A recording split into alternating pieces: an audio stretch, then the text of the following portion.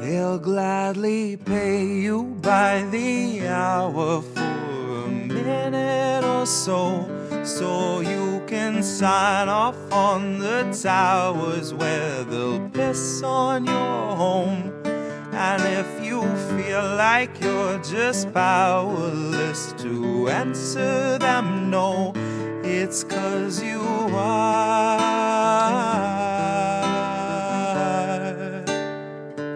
They'll gladly pay you by the hour for a minute or so, so you can sign off on the towers where they'll piss on your home. And if you feel like you're just powerless to answer them no, it's 'cause you are.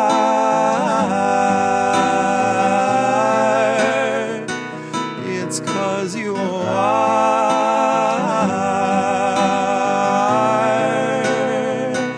They'll gladly stagnate a living wage, snap the chains, bury it.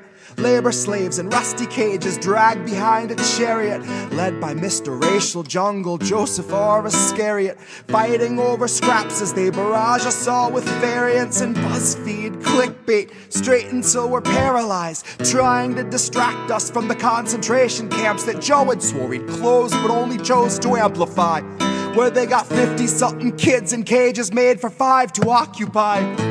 And no, she hasn't seen the camps, but Harris swears they're paradise.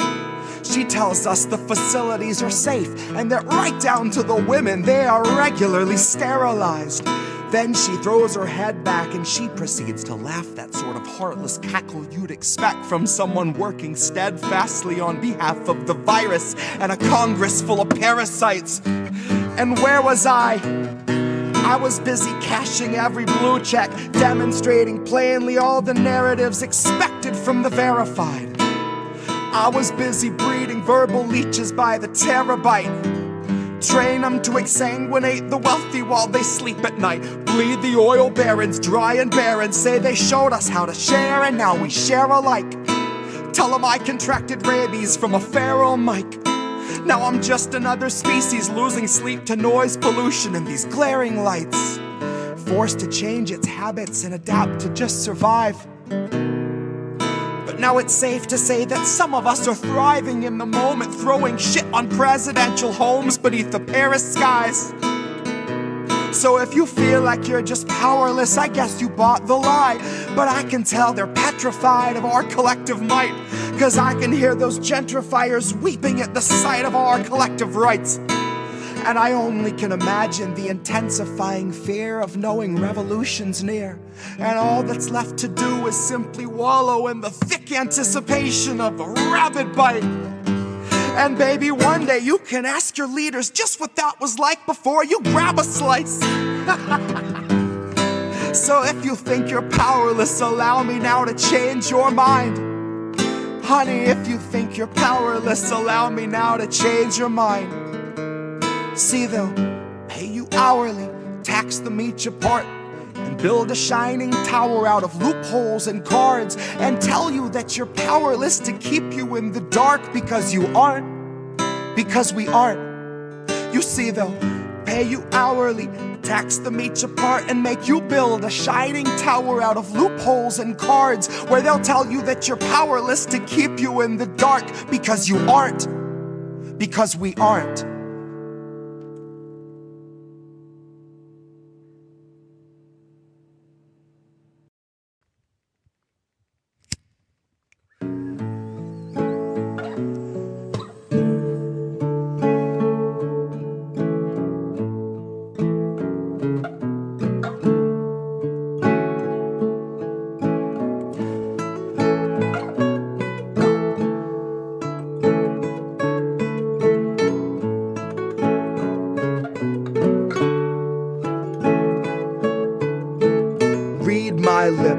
Brand new taxes, starving all the billionaires and neutering their Visa Maxes. Topple Congress off their axis, mobilize the homeless, give them axes, call it praxis. Chop a couple limbs off the legislative branches, We'll show you the difference between air as a human right and guaranteed oxygen access. Octogenarians who barely know what day it is are culling countless citizens while sitting on a dais made of ignorance that was built on the graves of the slaves made to labor for its self-declared significance. And all to build a Congress full of millionaires who make their fortunes insider trading while they shit on all the indigent. So I got a bone to pick with our leaders, and I'll start with the ligaments. Pick right through the muscle, dig the marrow out, and serve it to the unhoused millions living in their minivans or watching their belongings get evicted from their tenement.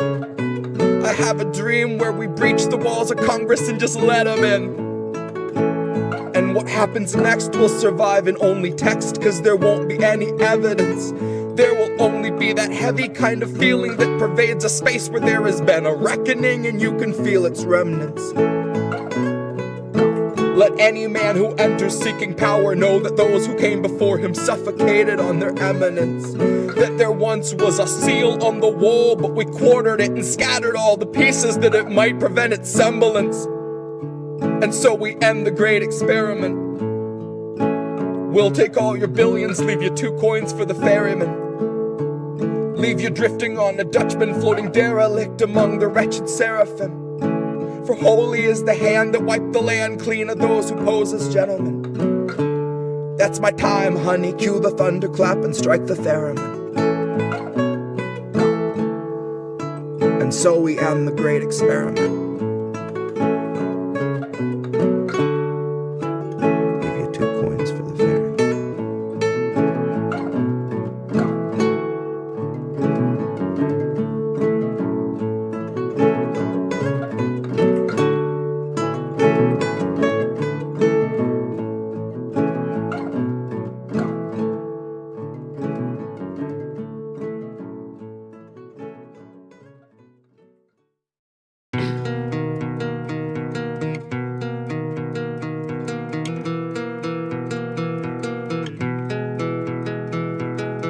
You don't think I see you crying in your cars, but I do. Sometimes I can feel it at a red light, someone at my side trying to muddle through. See them wiping their eyes in their rear view, like black hole sun in the sky. Why the fuck won't you come when I need you? Well, this moment in time is as close as we'll be and as far as I'll meet you. 2 windows in between us, new moon in the house of Venus. One stranger who sees you and reads your features knows that your alibi might be tight, but it's not quite leak-proof. So if you're sitting at the light and you're crying in your car, just know that I see you. And it's a 50-50 that I'm bloodshot, gun shy, once bitten, twice tried, ribs pried wide to the sky till I'm see-through. That's you, in case you don't recognize yourself.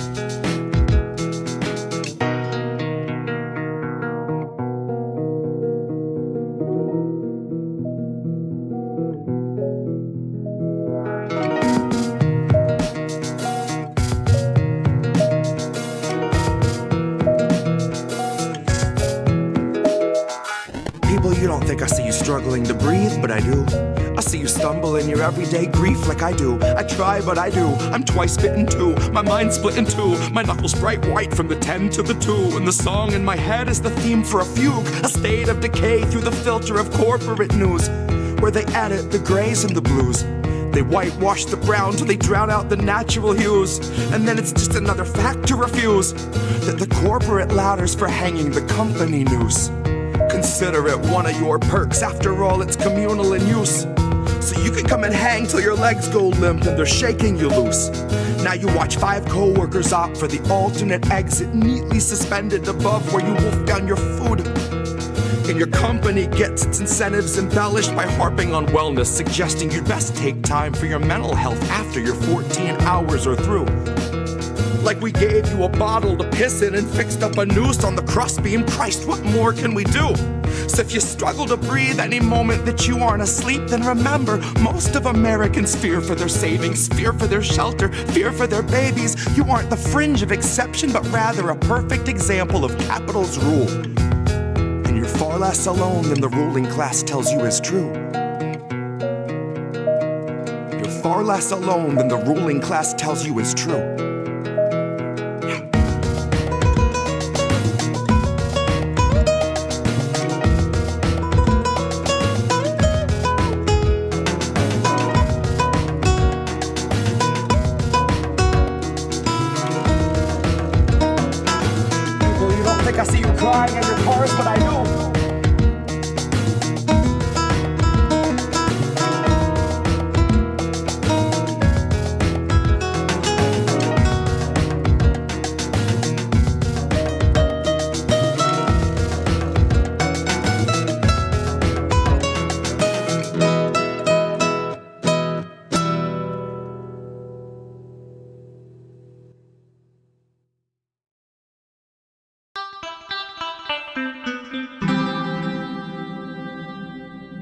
are these people? Who are these people? What's up, everyone? It is Tuesday night. We're back again, just like we are every night, every Tuesday night, 10 Eastern. We've been like this now for, 7, 8, 9 months, actually. We'd have had a baby at this point, I'm guessing, because November 11th, 25 was our first show as Indie News Now Live. And we basically have gone every Tuesday. I think I missed one since then. So so here we are about 9 months later, and we're here for another Indie News Now Live. I don't know if you caught what the title was, but we're going to talk about a bunch of stuff tonight.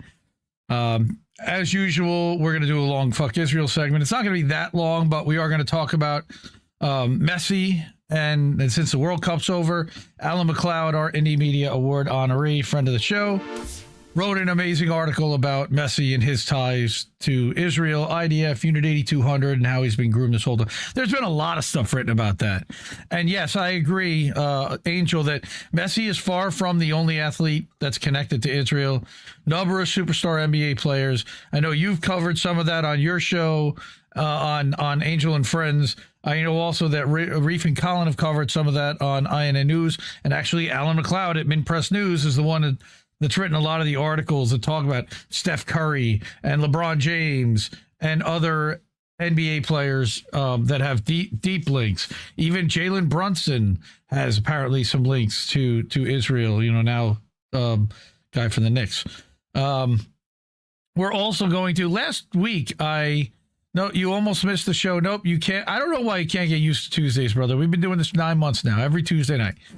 But anyway, last week I brought a lightning round article and showed you the headline, but I actually wanted to read it. And as it turns out, I didn't even realize, but it's a part 2 article, and Reef and Colin read part 1 on INN News a couple weeks ago from BetBeat Media. So I'm going to read that. We're going to do the Fuck Israel segment. Then we're going to get to Polymarket, and we're going to hopefully finish the Whitney Webb article about Polymarket. Last 2 weeks, I've read about an hour each. There should be about 20 to 40 minutes left of time for me to bang the rest of that out, and we can finish up on the Polymarket article and analyze everything that thing tells us just in time for her to finally publish part 2 of her Polymarket story. And then we're going to have a lightning round, and this one's going to be interesting because there's some vindication in there. There's ICE murdering people. I think that's not a surprise. One that slid past people, and it's not really a surprise, but a Google employee resigned over the Pentagon AI deal. And then there's actually some help and suggestive, positive solutions in tonight's show at the end, where we're going to talk about how we can beat big tech. And there's a website that everyone can go to help themselves with privacy and to shield themselves as much as possible from the surveillance state grid that's coming in here already. But before we do all of that, if you're able to and a means, please support independent media with a tip to the network. There's a bunch of different ways to do that. You can do it on Super Chat, but YouTube gets 30% that way. I would prefer that you do it in one of those places. Cash App, $ Indie News Network, ko-fi.com/Indie News Network, PayPal.me/Indie News Network. Now I forgot to turn on Substack. We're going to do that now. All right. Patreon.com/Indie News Network. We got IndieNewsNow.com. It's the name of the show because it's actually a website that we created that aggregates news 24/7. And then INNNewsletter.com and IndieMediaToday.com, where we should be starting to stream live right now over on Substack. So what's going on to my friend Old Man Barker? I see him here saying what's up over in the chat. Okay, so I'm going to read this BetBeat Media article, and it's an overview, a what if scenario underneath this new control grid of exactly just how insane this can get. And this is just one potential. So I think I used part of this image in the thumbnail last week. This was the full image that BetBeat had put out. All right. Where you've got some kind of a drone identifying a target and it's giving a profile. And what are the vulnerabilities? Likes threesomes, and who doesn't? Cheats on his wife. Well, that's something they certainly can use to squeeze you.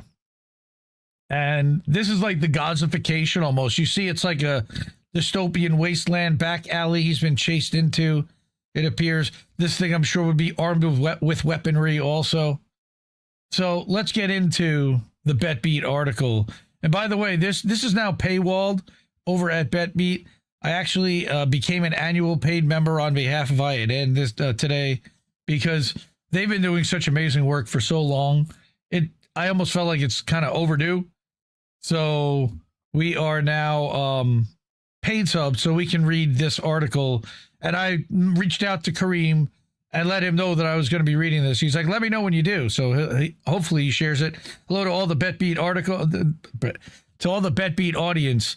Thank you for supporting independent media. Kareem's awesome. Okay, so he says that we fully understand that not everyone can be a paid sub, but you can support by restacking their work, which I highly encourage everyone to do. So this story is called The Digital Assassin. Imagine a machine. One prompt is all it takes, your name. Within an hour, it hands back your life, reassembled. Every word you've ever typed, spoken near a microphone, or whispered into a search bar. Under your real name, under every alias, on every forum you thought was anonymous. Every private message you assumed was deleted. Every porn site you'd visited at 2 a.m. and the specific fetish categories you clicked, for those who did. Every political rant on a burner Twitter account in 2013. Every therapist you searched for. Every joke that would end your career screenshotted without context. Every doubt that about your marriage typed into a Reddit thread that you forgot existed. Every version of yourself you thought was safely buried, handed to a stranger in an afternoon. This isn't a thought experiment. This machine already exists. It arrived quietly. The only thing you don't know is whether your name has been on the prompt yet. He says, a note before we begin, part one of this series, he explored AI pre-crime, the seductive, terrifying logic of a state that punishes what you might do based on what an algorithm predicts you are. If you haven't read that, do that first. Okay. Today, we return to the dark realm of AI in the hands of power. Now, you don't just have to read that. Again, you can go to youtube.com/IndieNewsNetwork and search INN News. And there is a segment from last week where Reef actually reads the part one, the pre-crime. So here's the conversation we refuse to have. Every serious discussion of AI danger orbits the same three planets. Planet one is superintelligence. A god mind wakes up in a data center and decides humans are inconvenient. The singularity, Skynet. Then we have planet two, the AI race. China, Russia, and the United States sprint towards some unspecified finish line, and whoever gets there first inherits the earth. Every op-ed is a variation of the same anxious refrain, we must not lose. And then you've got planet three, rogue AI, which is where we kind of are now. The model has escaped its lab. It copies itself onto the internet and begins doing something. The details are always vague. The mood is always apocalyptic. These conversations serve a specific function. They make AI danger feel abstract, distant, impersonal. They turn the threat into a science fiction problem, something for open AI safety teams and Oxford philosophers to sort out over espresso. But here's the danger nobody wants to name. The most likely catastrophe is not a rogue AI. It's a perfectly obedient AI pointed at you by a human who hates you. The threat is not that AI will develop a will of its own. The threat is that it will faithfully execute someone else's.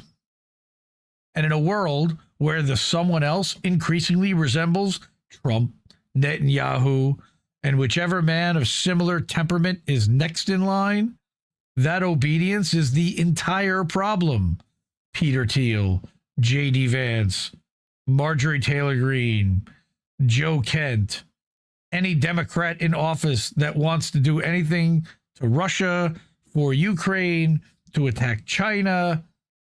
It's dangerous. Privatized capitalism has spent 40 years quietly transferring civilization's most powerful tools into the hands of a shrinking cast of individuals. World Economic Forum. Many of them, if we are being honest, exhibit textbook traits of grandiose narcissism, cruelty toward the vulnerable, and complete indifference to democratic norms. Now, we're handing these same individuals a lever that can move every camera, every phone, every drone, every police database, every piece of software you've ever touched. One prompt, that's all it'll take. So, here's one scenario. There seems to be some unrest over there. Handle it. Imagine a mid-sized American city, call it Millvale. 20,000 people gather in the town square to protest something, an ICE deportation, a war, a stolen election. The specifics don't matter. What matters is that a president sitting in a room 1,000 miles away doesn't like it. He turns to a screen. He types a prompt. Perhaps he speaks it aloud. There seems to be some unrest in Millvale. Get rid of it. Here's what happens in the next 90 seconds. Seconds 1 through 5, the AI model connected to every satellite feed, every camera, every Ring doorbell, every convenience store CCTV within a 50-mile radius pulls a live composite of the square. It's been ingesting this feed for years. It knows the baseline. It knows what a normal Tuesday looks like in Millvale. It knows what unrest looks like too, because it's watched Ferguson and Portland, Hong Kong and Tehran and Gaza on an infinite loop. Seconds 5 to 15, facial recognition identifies every person in the crowd, not most, every one. Their names, addresses, employers, credit scores, medical conditions, immigration status, custody arrangements, prescription histories, dating profiles. I don't know why they would need to know that. Browser histories, and the names of their children's schools all load into a single dashboard run by Palantir. The AI ranks them by influence. Who's live streaming? Who's organizing? Well, who other protesters look at when deciding what to do next? That's 10 seconds.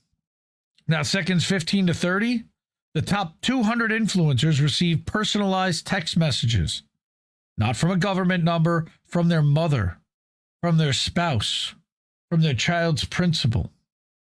The AI has cloned the voices and writing styles from years of intercepted communications. Please come home, something happened. Your daughter's school is in lockdown. I know what you did in 2019. Some of the messages are true threats. Some are lies. Some are just accurate enough to cause a panic attack. All of them arrive at once. Now, over the next 30 seconds, seconds 30 through 60, the remaining crowd shrinks. The AI now directs local police in real time, not through a chief, not through a captain, but through the earpiece of each individual officer. AI voices, Officer Reyes, the man in the red jacket to your left has an outstanding warrant. Approach from behind. AI voice, Officer Chen, the woman filming you is a journalist. Do not engage on camera. Wait 3 meters. There's no chain of command anymore. There's only the president's prompt. Now we have the final 30 seconds, seconds 60 through 90. Overhead, the drones arrive, not military drones. Those would require an executive order, a congressional nullification, a paper trail. These are small, cheap, autonomous, AI-controlled quadcopters procured through a Palantir subsidiary under a defense support contract nobody read. There are, let us say, 100,000 of them nationwide, sitting in warehouses in every state. They don't need pilots. They need a prompt. They have one. they lift into the sky like a swarm of hornets and move toward Millvale. By the 2-minute mark, Millvale is quiet. By the 5-minute mark, the story on the cable news is that a chemical leak prompted an orderly evacuation, and the AI has already generated the video to prove it. By nightfall, 17 influencers have been detained on unrelated charges the AI surfaced from a decade of digital exhaust. 3 will die of what the coroner records as heart attacks. 2 more will disappear from the record entirely. Their social media accounts will be scrubbed, their bank accounts frozen, their names quietly removed from voter rolls. The president never left his chair. But, sir, this is science fiction. Is it?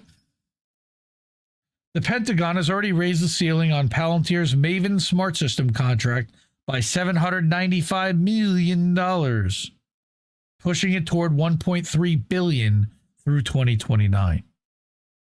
More than 70,000 active Maven users now work across more than 35 military service and combat and command software tools. That user base has more than doubled since January. The Army has awarded Palantir up to $10 billion over 10 years under a new type of contract vehicle called an Enterprise Service Agreement, or an ESA, consolidating 75 contracts into one. Normally, they would call this a Master Services Agreement, but they're calling it an Enterprise one here. These are not conspiracy theories from an anonymous Substack. These are Department of Defense press releases. On the domestic side, Immigration and Customs Enforcement records show Palantir received a $30 million contract to build a platform to track migrant movements in real time. Recent reporting indicates Palantir is being tapped to build a master immigration database to speed up deportations. Not to speed up checking on the people who are here legally or to ensure that, but to speed up deportations. It's so dystopian. The Silicon Valley investor Paul Graham has publicly accused Palantir of building the infrastructure of the police state. 10 years ago, that phrase would have gotten him laughed off a stage. Today, it gets him agreement. The surveillance layer is only half the equation. The other half is the ability of AI to reach into any individual's digital life and extract everything. And that half arrived in April. Enter the AI super hacker. Anthropic. Anthropic didn't set out to build a weapon. They set out to build a helpful assistant, a machine that answers questions and writes emails. What they built and quietly handed over to a small group of industry partners in April is the greatest hacker who's ever lived. They call it Claude Mythos Preview. Give it one sentence in plain English typed by one person, and it will hunt down the hidden ways into the software that the world runs on. Your phone, your laptop, your bank, your hospital's records, the car in your driveway. Every program you've trusted for 20 years to keep your life private and safe. They were never safe. We just didn't know. Jesse Jett, and when they told you everything was safe, were you safe? No. Anthropic's own security team turned the machine loose to see what it could do. It found thousands of hidden ways into our software programs. One of them had been sitting inside the software that runs banks and hospitals for 27 years. Nobody had ever found it. Not the engineers who wrote the code. Not the security firms that paid millions to hunt for this exact kind of flaw. Not the criminals who spent decades trying to break in. The machine found it in an afternoon. In another program, the kind of invisible plumbing that quietly runs half the internet, it found a way in. For 17 years, every expert in the world had believed that the program was safe. It wasn't, The machine walked in and then, without being asked, built the tool to take control of everything from the other side. No password, no alarm, no human hand on a keyboard after the first instruction was typed. That's Skynet. Again, read that sentence again. No human hand on a keyboard after the first instruction was typed. It was all done by the machines. Now imagine the same capability. Instead of being aimed at critical software to protect it, it's aimed at you. Find me everything on this activist. The prompt runs. Within hours, the model has enumerated every email address you've ever used, including the burner accounts you thought were untraceable. They've cross-referenced them against every database in existence to recover your old passwords. They use those passwords or fresh exploits to enter dormant accounts you forgot about a decade ago. They rebuilt your social graph from Facebook photos and LinkedIn connections, Venmo transactions, and Strava routes. Strava. They identified every IP address you've ever posted from and every device connected to those IPs, including the ones belonging to your friends, your lovers, your estranged family. Reassembled every word you've ever typed, spoken near a microphone, whispered into a search bar, under your real name, under every alias, on every form you thought was anonymous. I read the rest of that earlier. Every symptom that you Googled, every ex that you stalked, for those who've done that. Every joke that would end your career is screenshotted without context. Every doubt about your marriage typed into a Reddit thread that you forgot existed. The AI doesn't judge these things, it sorts them by humiliation potential, by career-ending potential, by marriage-ending potential, by prosecutable potential. It assembles the top 10 into a single PDF, a dossier, a kill file. One document sitting on a server that can end your job, your relationships, your custody arrangement, your standing in your community, and your will to keep speaking all in a single afternoon, or an hour, or 10 minutes. It doesn't need to be released. The threat of release sometimes is enough and is a weapon. And the AI has already drafted the email that delivers it. All of that on a single prompt at a compute cost of a few $1,000s. The responsible players wielding this power. The people building these tools will tell you, with the practiced sincerity of a TED Talk, that they built them to defend. Anthropic didn't release Mythos to the public. They released it quietly and under tight contract to a handful of trusted giants: Apple, Microsoft, Google, Amazon. The logic sounds reasonable on the surface. These are companies whose operating systems, browsers, and cloud services run practically every device on Earth. Give them the most powerful vulnerability hunting AI ever built. Let them turn it inward, point it at their own code, their own kernels, their own browsers. Let them fix the security holes first, patch them, and then ship the fix to your phone before a hostile actor ever discovers the same flaw exists. Except they want those flaws, and that's what he's going to say. That's the pitch. Defensive asymmetry. A head start in an arms race. The quote-unquote good guys get the super weapon. They use it to bulletproof the software the world runs on.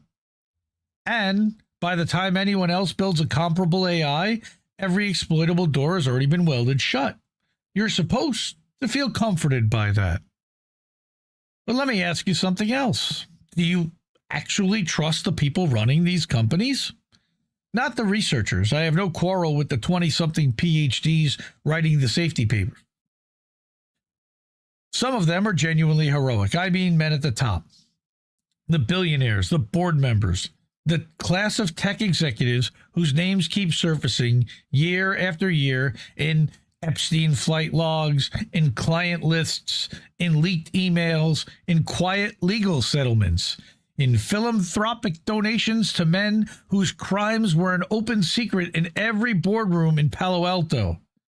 These are the people we're being asked to trust with the master key to civilization. Look at the track record.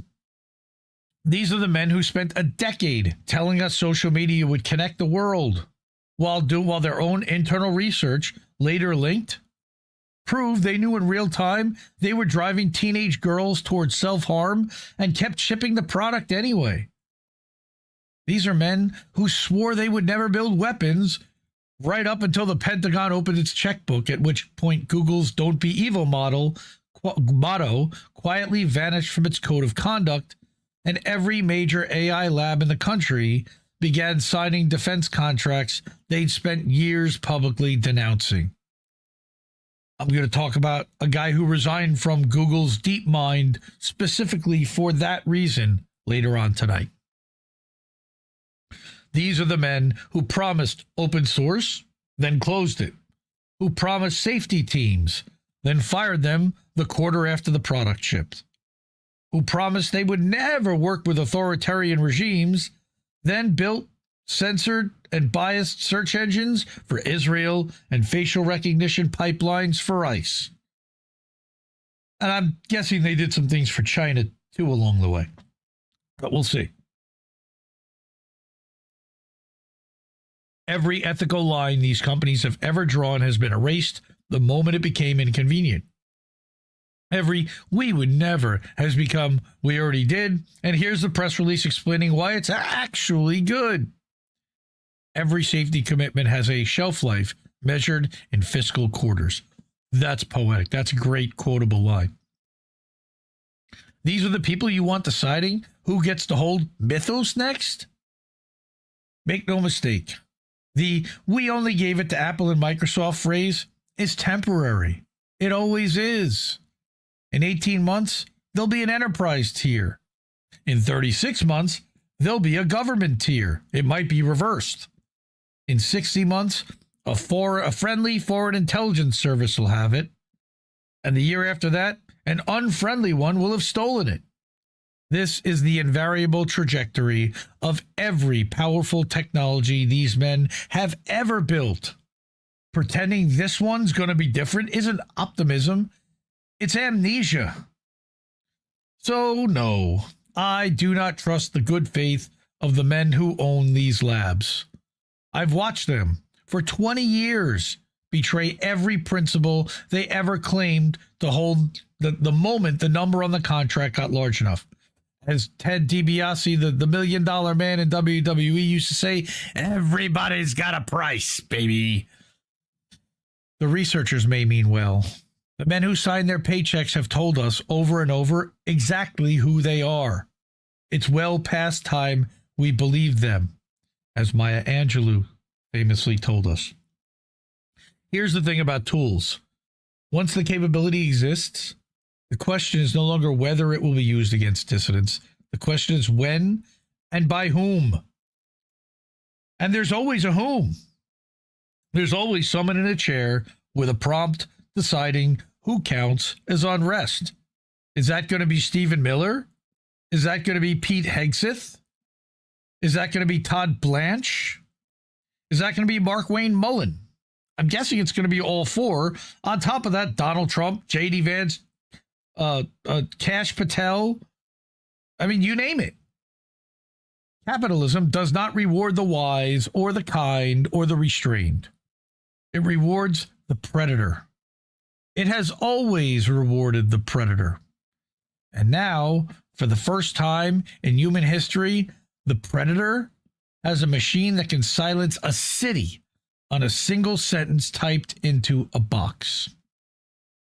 And now we get to the psychopath problem. We don't like to talk about this, but we should. A functioning democracy depends on the assumption that even bad leaders are constrained by law, by bureaucracy, by the slowness of human institutions, by the moral institution of the thousands of people whose cooperation is required to do something monstrous. When a leader gives an evil order historically, at least some of the humans in the chain have said no. Some have leaked. Some have resigned. Some have simply worked slowly and hoped that the moment would pass. AI removes every one of those humans from the chain. The AI doesn't resign.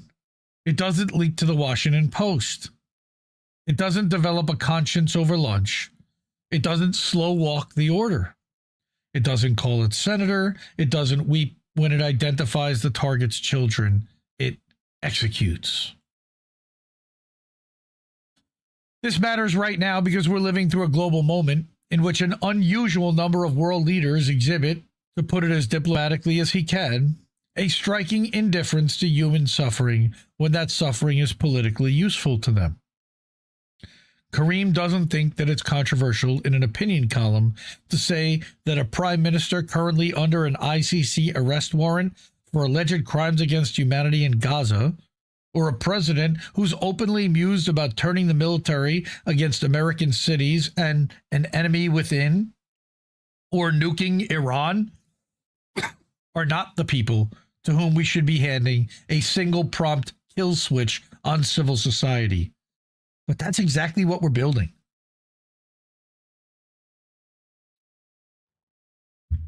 And the terrifying part is not that these particular individuals are uniquely evil. It's that our system has been selecting them for a generation. Privatized capitalism, deregulated media, algorithmic politics, and dark money have created a leadership pipeline that rewards exactly the traits that makes a person most dangerous with a superintelligent obedience machine in his hand. Grandiosity, cruelty, pedophilia, indifference to law, a bottomless appetite for loyalty, gluttonous, and greed.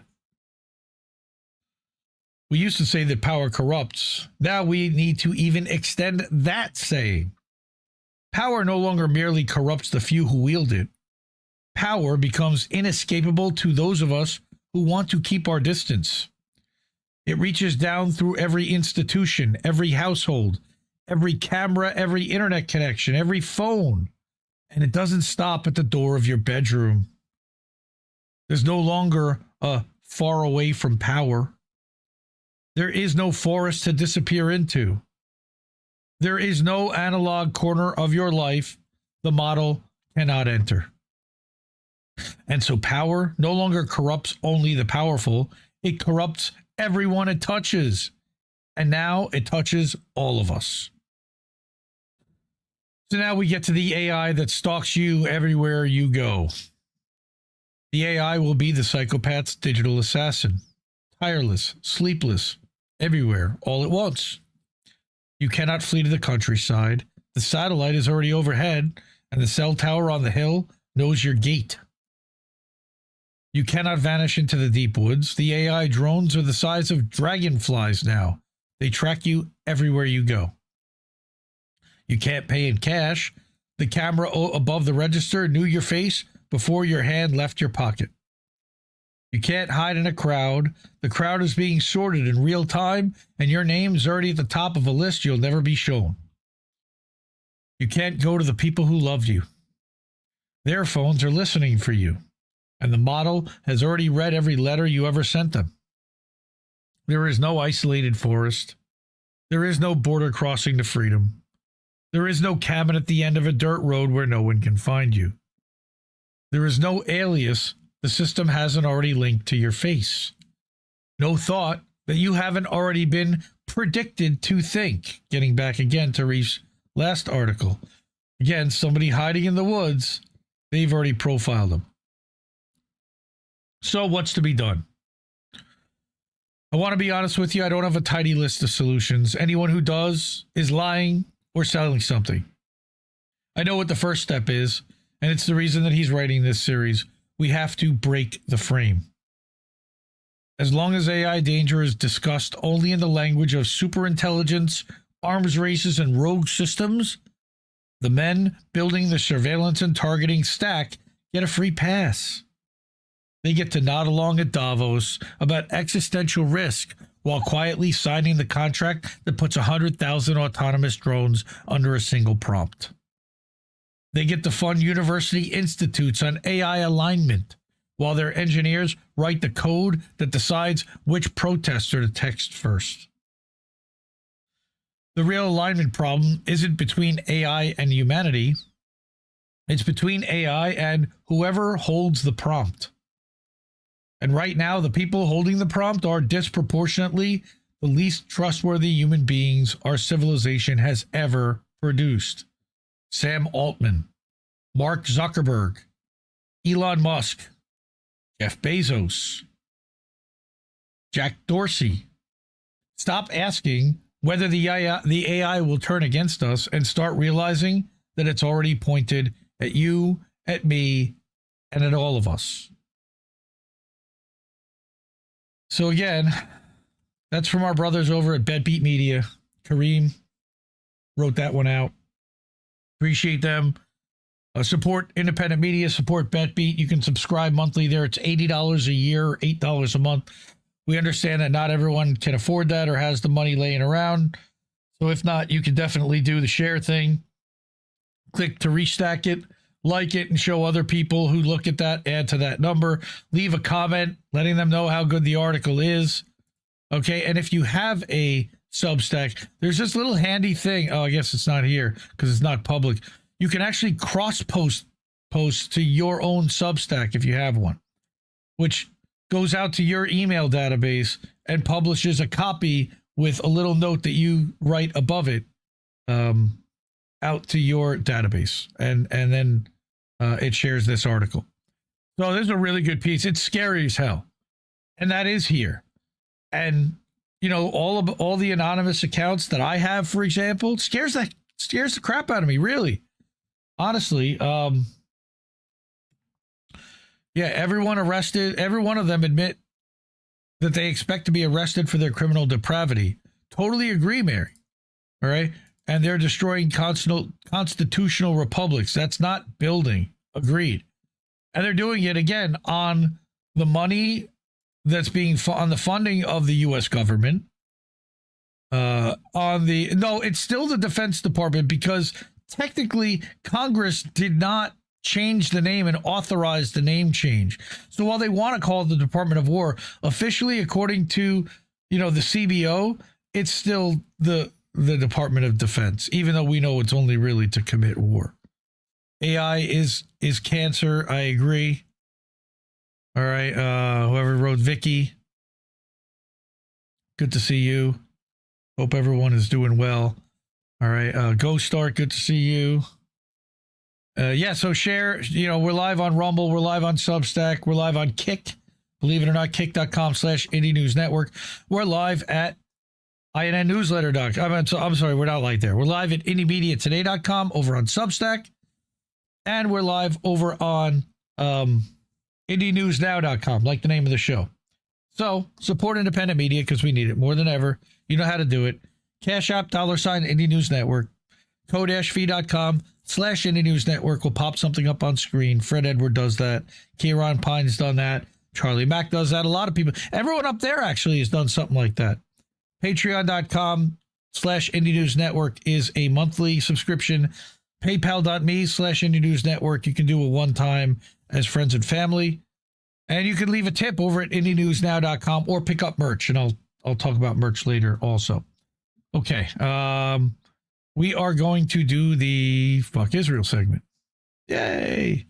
Well, not yay, because... All right. Sorry, Joe. I hate to depress you to the point that you're going to cry yourself to sleep. If you want to hear about Messi and his links to Israel and Unit 8200, just hang out for a little bit because I'm going to talk about that and some other things. So, you know what? Before we do, I realized that my bookmark bar was there, and I don't like showing that because let's give a little bit more space. Okay. Here we go. Now, first story is an Alan McLeod article talking about Messi and talking about how Messi's got multiple different links to Israel. But that's only one part of the story. All right. Then we're going to talk about crocodiles. And I have to give Steve credit over at AM Wake Up. He came up with a phrase that killed me. It broke me when I heard it because it's fucking clever as hell. Croc-upied, and you'll get that later. All right, that the bombers are back in the air, and of course that we're targeting civilian infrastructure. And I also brought another video that I think people are gonna need to listen to. So now we get to this mid-press article about Messi's ties to Netanyahu, the Israeli military, and its elite spying unit 8200. Now, we talked last week about Unit 8200 and how one of their alumni is now running PragerU and pushing propaganda for the school agenda across the United States. Here in another way, we've got more where Israel is influencing. So the world's eyes will be on Lionel Messi on, this was Wednesday night, last week. He actually wrote this last Tuesday. But they were on him Wednesday when Argentina won, and then on Sunday when they lost the World Cup final.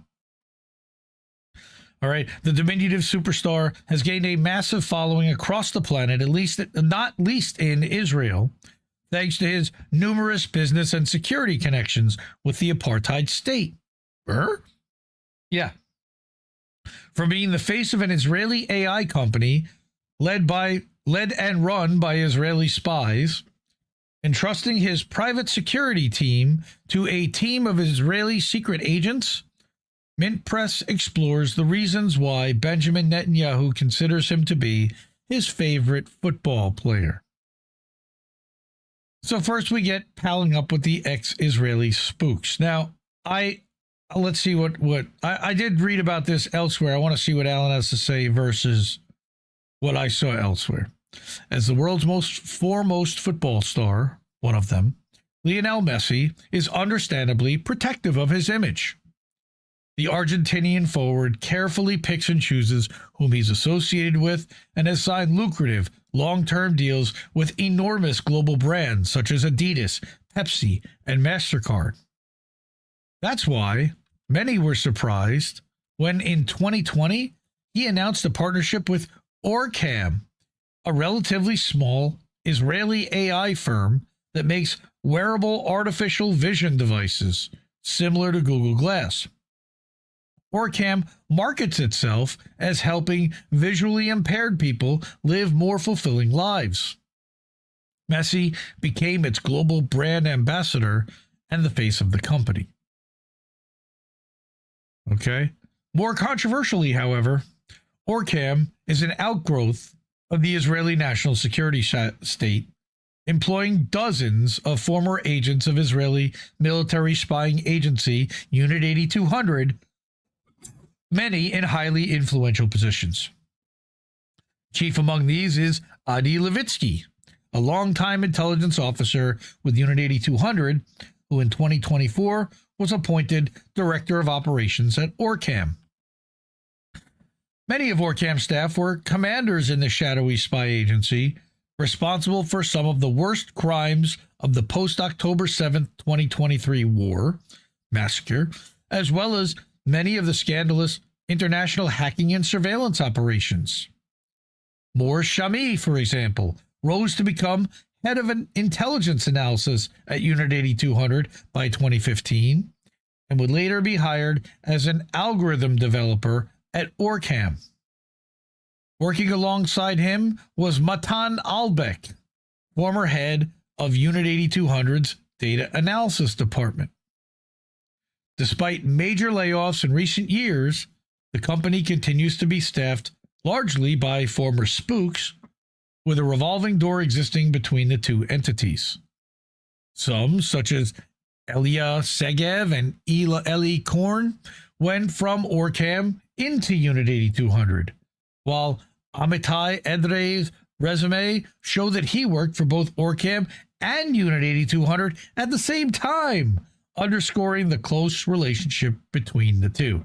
My guess is that similar to the way that NSA would put agents out on loan, like Edward Snowden was on loan to the agency, to the company, the private organization that he was with when he got caught, or when he leaked and ran. They moonlight. They work for multiple organizations. For Messi, this should have been a major red flag in working with Orcam, as Unit 8200 is the prime designer and operator of Israel's high-tech genocide in Gaza and beyond. And its agents are responsible for producing much of the world's most invasive spyware, as we've talked about many times. Using big data collected by its massive Palestinian dragnet, the organization created massive AI-generated kill lists of Palestinians in Gaza and carried out tens of thousands of drone bombing operations that was the centerpiece of the destruction in Gaza. This is Orcam? I thought they just made headsets for the blind.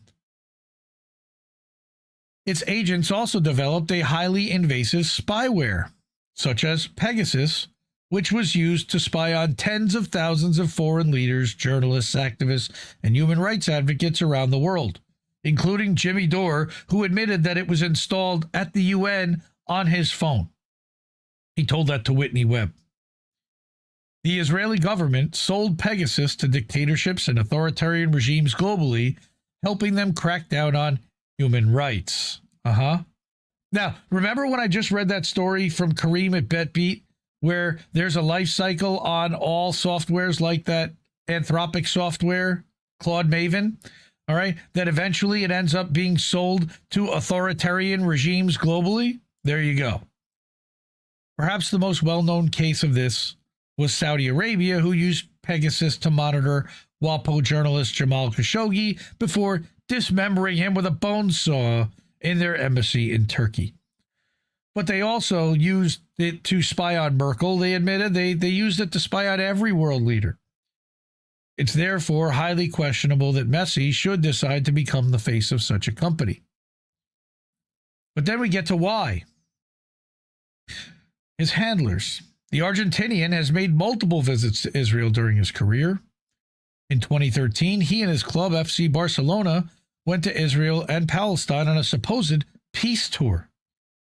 During his trip, he met and talked with Netanyahu and then President Shimon Peres, and glad-handed with IDF soldiers. He also donned a yarmulke and visited the Western Wall, and then kissed it like all the other politicians. They're bending the knee, the holiest site in Judaism. Full disclosure, I personally have also visited that wall once in my life. Even after leaving, however, Messi takes a small part of Israel with him everywhere he goes. His security is handled by an elite force of former Israeli agents who plan his every move, especially internationally. He takes his security very seriously, even missing his sister-in-law's wedding in Argentina due to safety concerns. So again, investing in a Unit 8200 run company due to who his security is isn't all that surprising. Now, these same Israeli forces that were in charge of his security at his own 2017 wedding, ESPN reports, although it did not detail whether those agents are from Mossad, Shin Bet, or an elite commando group, as if it really matters. Messi, who avoids political controversies, has not made any statements on Israel-Palestine since October 7, 2023, despite many false stories suggesting otherwise. The Inter Miami forward left an impression on Netanyahu when the pair met in 2013. Again, photo of that interaction here in the top left corner. In a recent interview, Netanyahu revealed that he's supporting Argentina at this year's World Cup. He's 39 years old now. They are lucky to have such an experienced player who knows how to score goals. The Israeli public clearly agree. A recent poll found that 38% of Israel are actively supporting Argentina at the tournament. What a shock. Well ahead of second place Brazil. Yoav Berkowitz, head of sports at Israeli public broadcaster Kan, stated that this was due in no small part to the Messi effect. So he considers his brothers to be Zionists, or Zionists to be his brothers. Others, including Netanyahu himself, cite Argentinian President Javier Milei as another factor. Since coming to power in 2023, thanks to the help of libertarians in America, Milei has made support for Israel a central pillar of his political platform. Internationally, Israel has few friends left, but Milei's Argentina has emerged as among its most vocal backers. In May of 2024, it voted against an overwhelmingly popular UN vote to elect Palestine as a full member of the body. 4 months later, it did the same with a resolution demanding an end to the Israeli occupation of Palestinian territories. They are openly and blatantly and flagrantly Zionist. His government also declared Iran's Islamic Revolutionary Guard Corps and Quds forces terrorist organizations and cheered on the U.S.-Israel attack on Iran. Milei himself calling it the right thing to do. By the way, Argentina's peso has completely collapsed. Argentina also stated that it would move its Israeli embassy to Jerusalem, thereby effectively legitimizing the occupation. The move was paused, however, after Israeli oil firm Navitas announced it would begin drilling near the Falklands and Malvinas, a group of islands controlled by the United Kingdom but claimed by Argentina. On a personal level, Milei has distanced himself from Catholicism, the dominant religion in Argentina, and all but declared himself a Jewish convert. He also is secretly or historically cousins with Netanyahu. Earlier this year, he described himself as the most Zionist president in the world. Well, second most, at least. Or third, because Netanyahu or whoever's the president of Israel, that's Israel Katz. Trump is certainly a Zionist president. And this guy. I would also count Bukele and half of the South American leadership. Netanyahu said, Milei is a great friend of Israel. He's a superstar. He really is. He's done amazing things with their economy by adopting the free market. Yeah, he's done amazing things to drive their peso literally to worthlessness. So how Israel helped Argentina massacre its Jewish population? What? Since October 7th, 2023, when there was a prison break as a result of 75 years of occupation that Israel had done on the Palestinian people, Israel has lost massive amounts of public support across the world for retaliating in a open-air prison that has no chance to defend itself, even in Western nations. A 2025 YouGov survey found that more than 20 times as many Italians, for instance, hold very unfavorable views of Israel rather than very favorable ones. Only 2% of Italians hold very favorable views of Israel. Even in Germany, where popular support for Israel is at its highest, only 21% said they hold favorable opinions of the state, including 4% highly favorable, with 65% displaying open opposition, including 32% who strongly dislike it, which is why the government is cracking down on that 65%. They're part of the top 43 or even part of the 2%. They want to make sure that I don't know what Germany's up to, but I know that they have ramped up the authoritarianism in support of Israel's war crimes and genocide. And we've reported on that extensively here. It's widely claimed that October 7th was the largest slaughter of Jewish people since the Holocaust. This, however, is not the case. In fact, the fascist military dictatorship that ruled Argentina in the 70s and 80s relentlessly persecuted Jews, killing or disappearing thousands. Taking inspiration from Hitler and the Nazis, who, remember, some of them made it down to Argentina after World War II, The dictatorship equated Judaism with socialism and rounded up and killed huge numbers of political opponents, even turning football stadiums into makeshift death camps. Sound familiar, Israel?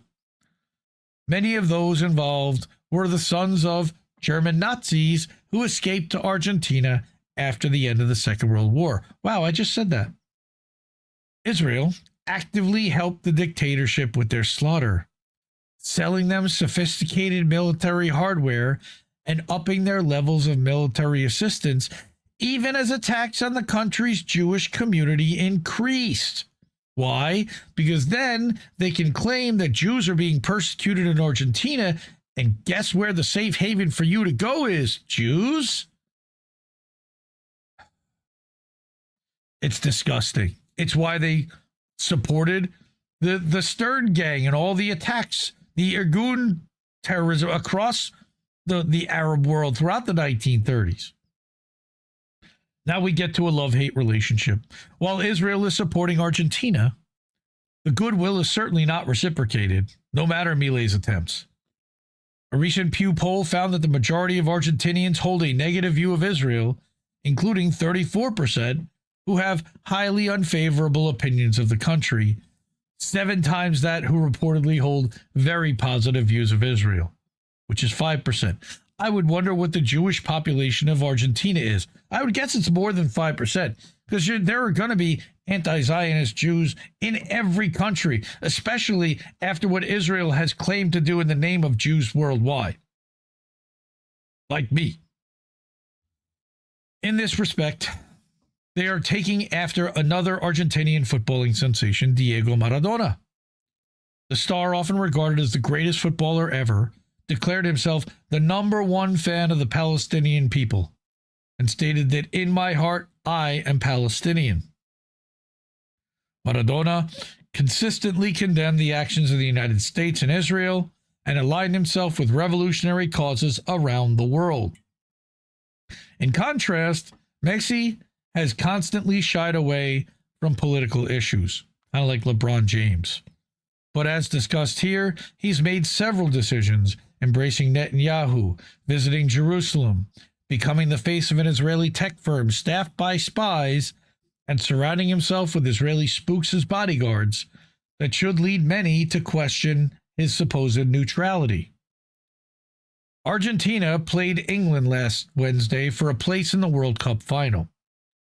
While the result ended up being positive for them, it was no mystery that Israel and Netanyahu would be cheering for Argentina and for Leo Messi. Now, Messi has, again, not come out in support of Netanyahu since October 7th, 2023. So a lot of this stuff in trying to smear him in some way and attach him to things, it's looking at the whole body of work. It's the fact that he still continues to be the spokesperson for this Israeli Orcam. And again, Orcam is not just a device to help blind people, although they would like you to believe that that's all they're doing. All right. Great article by Indie Media Award honoree Alan McLeod from Indie Media Award honoree Mint Press News. Subscribe to their publication via email for free. Support with a monthly contribution or annually. Please support independent media like this. It's really important. Next, I couldn't believe this one when I read it. I said, this is not too far removed from Dr. Evil level kind of stuff. Can we get frickin' sharks with frickin' laser beams attached to their frickin' heads? From the only democracy in the Middle East, the most moral army. I couldn't believe this headline. Crocodile-filled MOATS could surround Israeli prisons holding Palestinians? And then to read that this wasn't some cooked up nonsense story, but this is a real fucking thing. From AA, the Turkish agency, crocodile-filled MOATS could surround Israeli prisons holding Palestinians. Legal hurdle cleared towards Security Minister Ben-Gvir's controversial proposal to have crocodiles serve as de facto guards at prisons holding Palestinians. This one is so upsetting. I mean, can you imagine? Israel has taken a legal step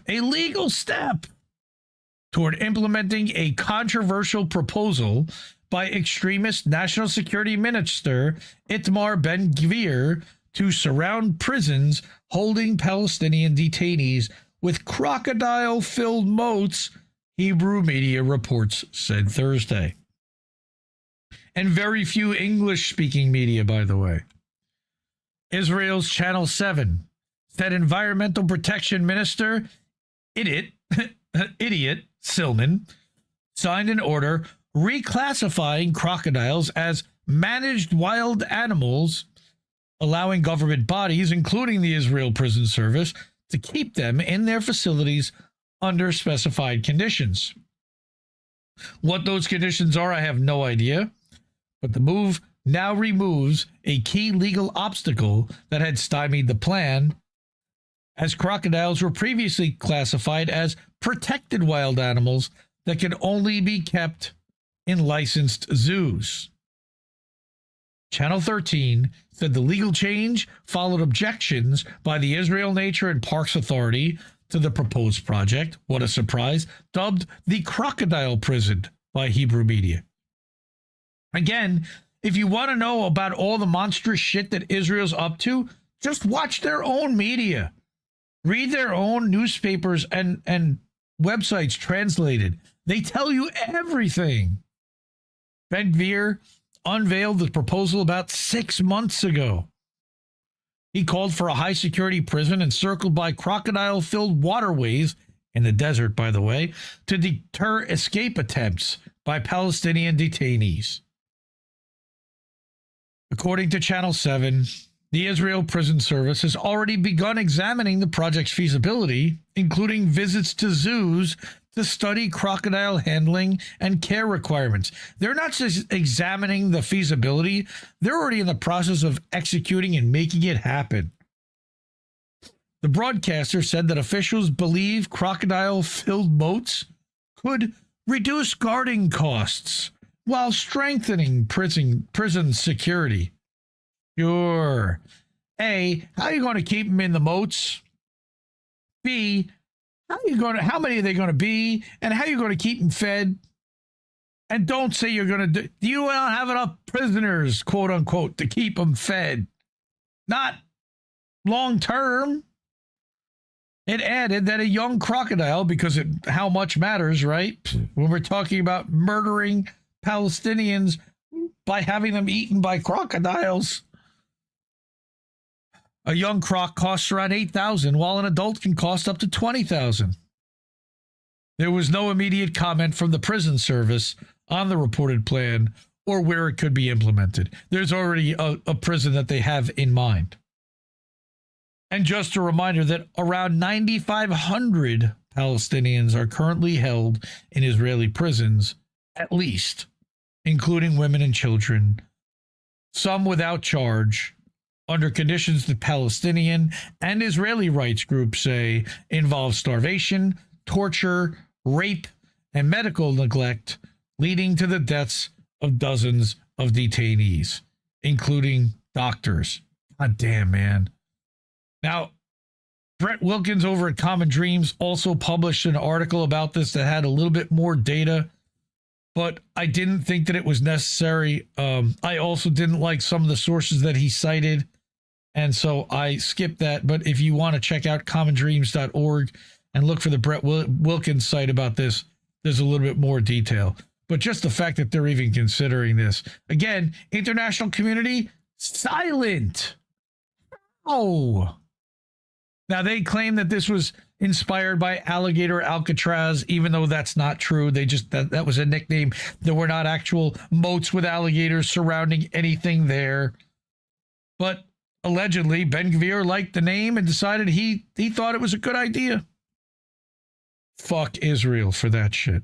Now, this is an audible call that I made yesterday. This was not originally part of the lineup that I had planned, but I'm gonna play this video from Mo Hamza, who's had multiple Instagram accounts taken down. This one's about 6 weeks old. We'll see how long this one lasts. But I'm gonna blow this up here. I can't blow this up. From school. And okay, I am literally right now picking my children up from school. And all day, all I have been seeing is child after child after child after child after child after child in one day. Child after child. What is happening? And in the middle of all these posts are all these World Cup breakdowns and World Cup commentary. Fuck the World Cup, dude. It's over. Fuck it all. What is going on? Every single player that was playing in the World Cup, inclusive of Ronaldo, Messi, Mo Salah, every fucking player, every coach, every single official, and all of FIFA need to get up off their fucking high horses and condemn this shit and publicly talk about it.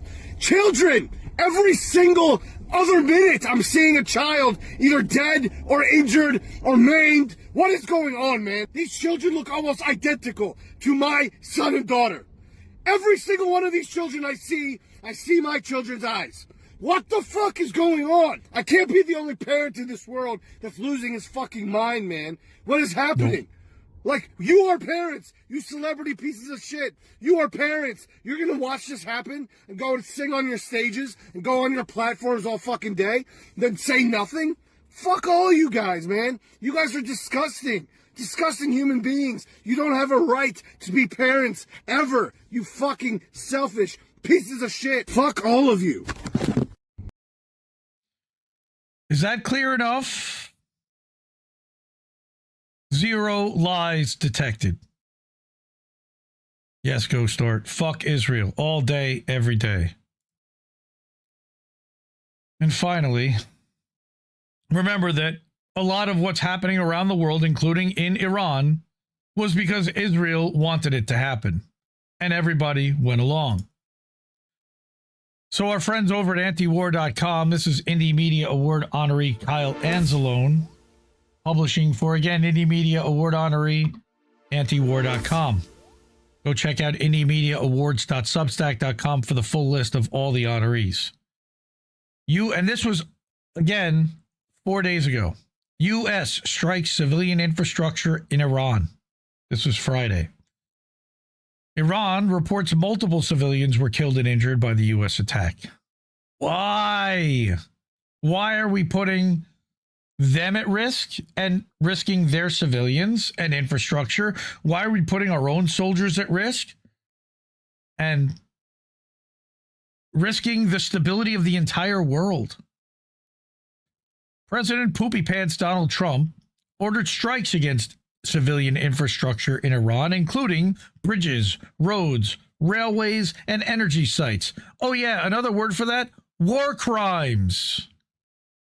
Overnight Thursday, the U.S. bombed multiple bridges, a railway, a maritime watchtower, and energy sites. The U.S. strikes killed at least 8 Iranians.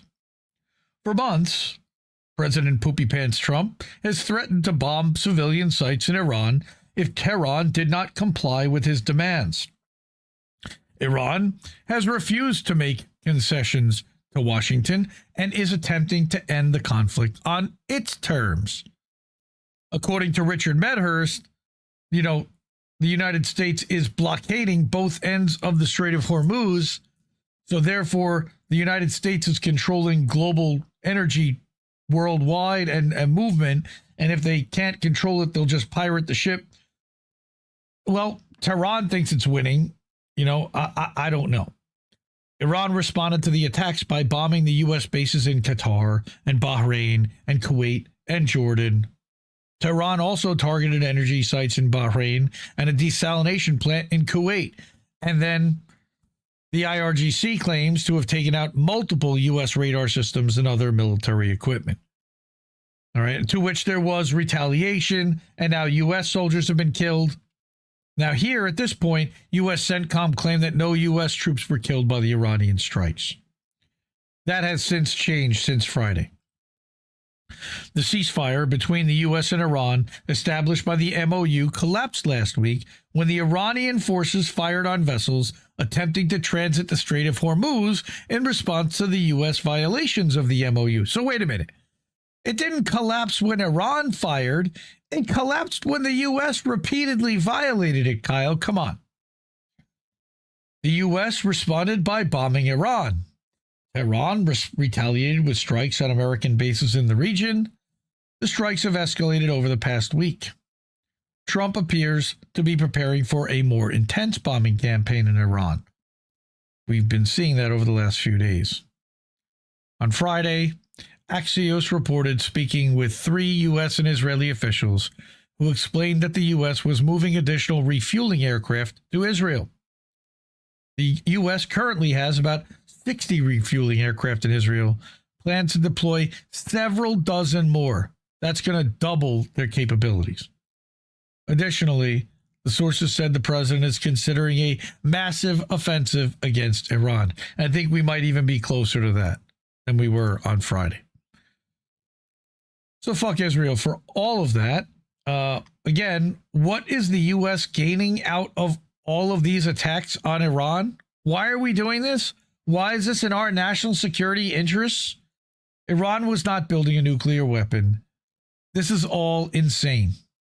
And it's being done to continue endless war to profit the defense contractors, the AI tech bros, and to keep things in limbo because certain people benefit from chaos. So again, fuck Israel for all those things. Now I have to get to before we do that, I'm gonna talk about we're gonna finish the Whitney Webb article about Polymarket and its origins and how they lied about how it actually came to be and how Peter Thiel and DARPA and CIA and all kinds of shadowy figures are involved. And they don't want you to know that because they've now tried to scrub history so that when people do look up how was Polymarket formed, it appears to have been created in a garage by a 20-year-old kid. But as it turns out, we've learned that 20-year-old kid, his name is Shane Complin. He, well, we'll talk about that in a minute. Before we do, support independent media because we need it more than ever. Yeah, so the ways to do that there. Cash App, $ Indie News Network. co-v.com/Indie News Network. Over at paypal.me/Indie News Network. Patreon.com/Indie News Network. You've got IndieNewsNow.com. It's the name of the show. It's also the website where a lot of these articles that I'm reading tonight, the BetBeat article, the Messi article, the article, I think there's an article about crocodiles, and definitely the anti-war article, were all linked at IndieNewsNow.com. You could also tip the network and leave or pick up some merch over there as well. And then over on Substack, you can go to IndieMediaToday.com. We're streaming live there. All the clips from this show get emailed out as individual email segments. And then we share the weekly update from the network. And occasionally I write an article, an original thing. Haven't done that in a little bit, but I'm noodling on a few things right now. And then INN newsletter. You know, we're a member of Indie News Network, a founding member. Can't get my words out tonight. And so we have a newsletter where I publish a weekly update every Friday at 5:45 Eastern. And that will summarize everything that's gone on across the network on all platforms. You know, we co-stream AM Wake Up to Twitter and Twitch and Kick. And The Dissident publishes to his Substack. And I've now started including Robbie Yeager's articles when he publishes them in the weekly update as well. And all the INN news segments that Reef and Colin cut and publish. All of Angel Rivera's streams, for whether that's Pro Wrestling Talk or Angel and Friends, all of that. In American Tradition with Jesse Jett, you can find them all there. Okay, before we start, let's see. Denver Attaway. Okay, what's your hypothesis? The U.S. is playing out zero-sums strategy for curtailing oil sources and thinks that Russia plus China plus India will be oil poor and poorer. Maybe. Okay, it depletes on a given timeline compared to us, plus tar sands, plus Venezuela and other trade partners, except that the tar sands, we're refining it for export, not for U.S. consumption. And I read that some of the equipment, like Russian stuff, can't handle Chinese stuff, and there's all different dynamics to this. But I don't know. All right. So we're going to get to the Whitney Webb story from Unlimited Hangout. And again, the last 2 weeks, I've been reading this article about Polymarket. Okay, the secret history of Polymarket, the one they don't want you to know. So last week, I stopped at a section where we were talking about this gentleman by the name of Joe Krug. All right, and Joe Krug had been the CEO of a company called Augur. All right, Augur was Peter Thiel's first attempt at a Polymarket type of prediction market that failed. But while he was still at Augur, Joey Krug, and I'm going to continue here, received an email from Polymarket CEO to be Shane Copland describing ideas to improve Augur, and sent further repeated investment pitches for Pantera's then CIO to consider. Krug explained that prediction markets are one of the hardest types of startups to build, and that while there have been dozens, none of them hit escape velocity. As noted earlier in this piece, the Augur co-founder told Copland that if he could create a prediction market that reached a target volume of $5 million a week, then he would invest.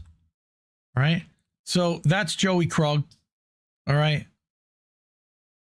That was when he was a partner at Founders Fund, co-founder at Eco, and co-founder at Augur. He's a Silicon Valley tech bro, deeply connected to Peter Thiel. During and after his time at Augur, Krug participated in many advisory roles within the cryptocurrency industry, notably including a 2019 appointment to run the advisory board of a novel dollar stablecoin project called Ampleforth, or AMP. Ampleforth was created to develop a dollar stablecoin that fluctuates its supply based on external information, like the CPI, in order to stabilize purchasing power. Okay. How do you fluctuate your supply? So you literally take some out of circulation? This project brought Krug's expertise in cryptocurrency-based prediction markets alongside giants of the retail service data industry, including former employees of Google and Uber and Facebook, all companies that have notably pioneered data-driven predictions as part of their commercial products.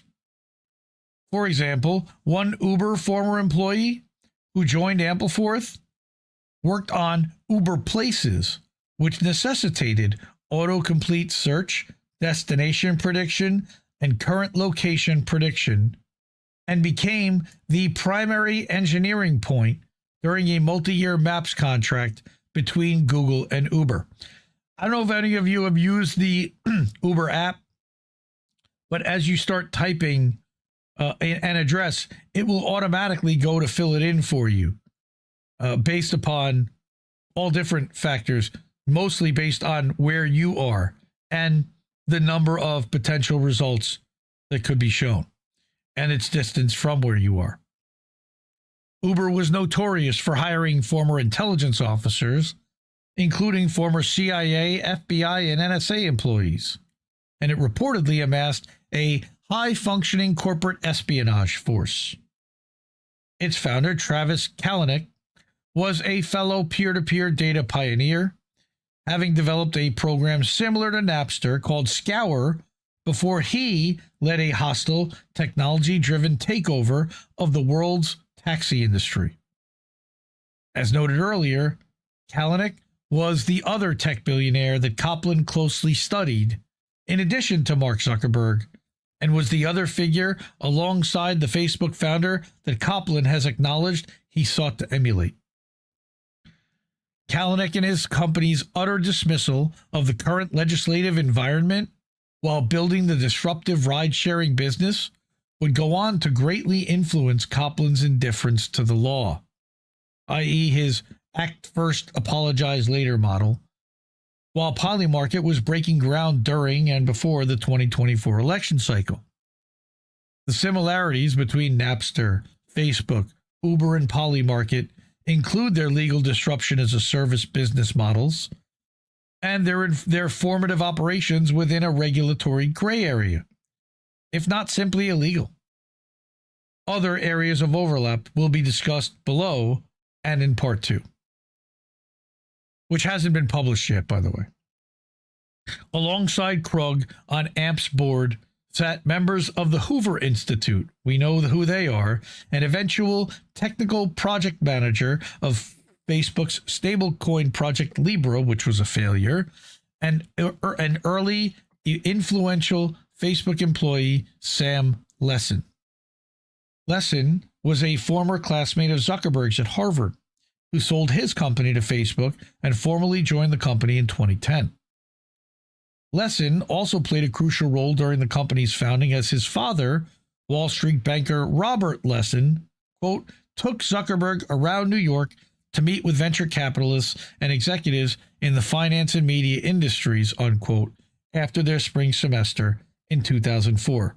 That also, by the way, is showcased in the movie The Social Network, when Zuckerberg is literally going to different VCs. Aaron Sorkin actually plays one of the people that he goes and visits, and Justin Timberlake, who's playing Sean Parker, sets up an argument or a thing with this guy and screws with him, and the guy ends up throwing him out of his office and promising to never do business with him.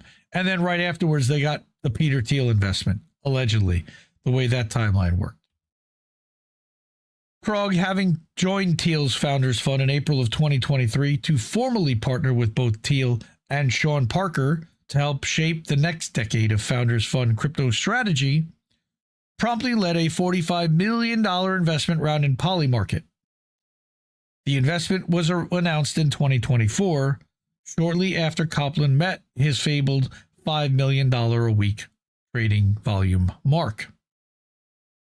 In a December 2025 interview, Krug described Augur as failing while Polymarket has succeeded, mainly because the timing was just wrong and we were way too early. I think a few other things have happened. Yeah, the timing because of who was president and the regulatory environment. Krug furthered that hopefully we inspired some people to build in the space, and maybe Augur is Napster and Polymarket is Spotify. They would very much like it to be that. Now we get to the Napsterization of everything. So what that means is we're going to create a model that will break the industry existing, one that is designed to fail, but one where a phoenix can arise in its ashes under a similar model commercially and succeed, and gouge everyone and make billions to trillions of dollars. The story has been carefully crafted over the past few years. That a young college dropout named Shane Copland, after being inspired by Austrian economists and Robin Hansen, founded Polymarket in mid-2020 completely alone and then built his company in his bathroom. Yeah, while he was sitting and taking a shit, he had his laptop on his lap, right? As detailed extensively in this article, there is plenty of background information and key data points that have been clearly left out of this story in order for this particular narrative of Shane Copland's and Polymarket's origins to take hold. This narrative bears many similarities to the stories that have been woven regarding the origins of major big tech firms, whose founders Copland explicitly hoped to emulate. In many of those cases, these founders are said to have built their companies in their garage or something similarly humble, only for it to trickle out years later that their company's success stories were only made possible by funding provided by either U.S. intelligence or similarly shady organizations and groups. In the case of Copland, despite efforts made to obfuscate his past, he was clearly immersed in networks within the cryptocurrency agency with ties to Israel and Israeli intelligence well before he founded Polymarket. During this time, he talked about the Napsterization of finance, only to have the venture capital firm of Napsters, Sean Parker, and crypto prediction market pioneer Joey Krug be among the first backers of Polymarket. Joey Krug claims that Polymarket was successful, again where others were not, because of its preferable user interface. In reality, it was Copland's connections to the networks he developed while running Token Union, combined with his careful study and emulation of Sean Parker of Napster, Travis Kalanick of Uber, and Mark Zuckerberg of Facebook, that made Copland and his company a success. Also, his fealty to one Peter Thiel. If there's a pattern emerging from this disruption nexus of prediction market makers, peer-to-peer data pioneers, and social network founders, perhaps it's the brazen disinterest in upholding the law during their respective incubation and early growth periods. Actually, it's the opposite. They flouted the law in every case. Due to the proximity of these businesses to the ideas that stem from the likes of DARPA and the U.S. intelligence community, it's arguable that these companies were silently given a free pass to build where others could not, and quickly gained an insurmountable market share from being the first movers in an otherwise illegal market. First to build almost always wins. But regardless of a hypothetical state-sponsored get-out-of-jail-free card, these generations of Silicon Valley's best and brightest quite literally changed the limits of their industry by changing the rules of their regulators. Parker's Napster was blatantly illegal, as was Kalanick's Uber, and yet both models survived in their own way. Uber stopped paying fines on behalf of drivers and started lobbying local, state, and federal government, while the Napster founder funded and advised Spotify into becoming the largest music streaming service in the world. A willingness to break the rules while building a company combined with teaming up with the right people, invariably tied to the military or intelligence or both, is the recipe that Copland studied and then emulated in building Polymarket. As both Krug and Copland have alluded to, Polymarket's path seems closer to the Napster into Spotify model, in which Augur built the infrastructure and demonstrated the market demand for the product that Polymarket and Kalshi are now delivering. The similarities between the companies of this nexus are immense. Young founders were raided by the FBI. The companies had employees who boasted working, likely collaborating, with the intelligence community. They started as companies that potentially offered illegal services. They were advised and funded by the Thiel, Conway, and Pincus network at a young age. They rode waves of political favors and regulatory tide shifts toward eventual legitimacy. And finally, many of them seem to be awfully similar to the same family of controversial projects once housed at DARPA. Also, all of them are now billionaires. Kalanick, Copland, Zuckerberg, Parker, Thiel, Krug, I'm guessing. Another argument to be made is that the government, whether demonstrated by actions of various legislative agencies, court systems, and law enforcement, was only feigning resistance to these founders and companies. Under the cover of fines, raids, and court summons, these intelligence and military-backed technology companies were painted as outsiders fighting against the legacy systems, while in actuality pursuing the very interests of the Pentagon and the intelligence community. Indeed, as this article makes clear, the military and intelligence community have long been fans of prediction markets, whether PAM or Augur or now Polymarket. Look at what it did in the Kentucky House race, where you watch the Polymarket odds swing, and within the last week, all of a sudden, money started flowing towards Gallerin because somebody clearly knew that he was going to win, and they profited a ton that week. Now I see the same thing happening with Haley Stevens versus Abdul El Sayed in the Michigan primary. With Polymarket's odds now capable of moving the stock market, manipulating the media, and even influencing elections, the real architects of the explosion in prediction markets have a new tool that allows them not only unprecedented predictive power, but also unprecedented abilities to insider trade while they seed select narratives and alter our digital reality. As will be explored in part 2, the fact that both Joey Krug and Shane Copland were inspired specifically by Robin Hansen's work on Futarchy, which proposes using prediction markets as a system of public governance. AI governance is coming, is highly significant. They're going to basically use Polymarket as the model that you're going to be able to vote on laws, that you're going to be able to vote on ballot initiatives potentially. That's their system. And of course, they control all the switches.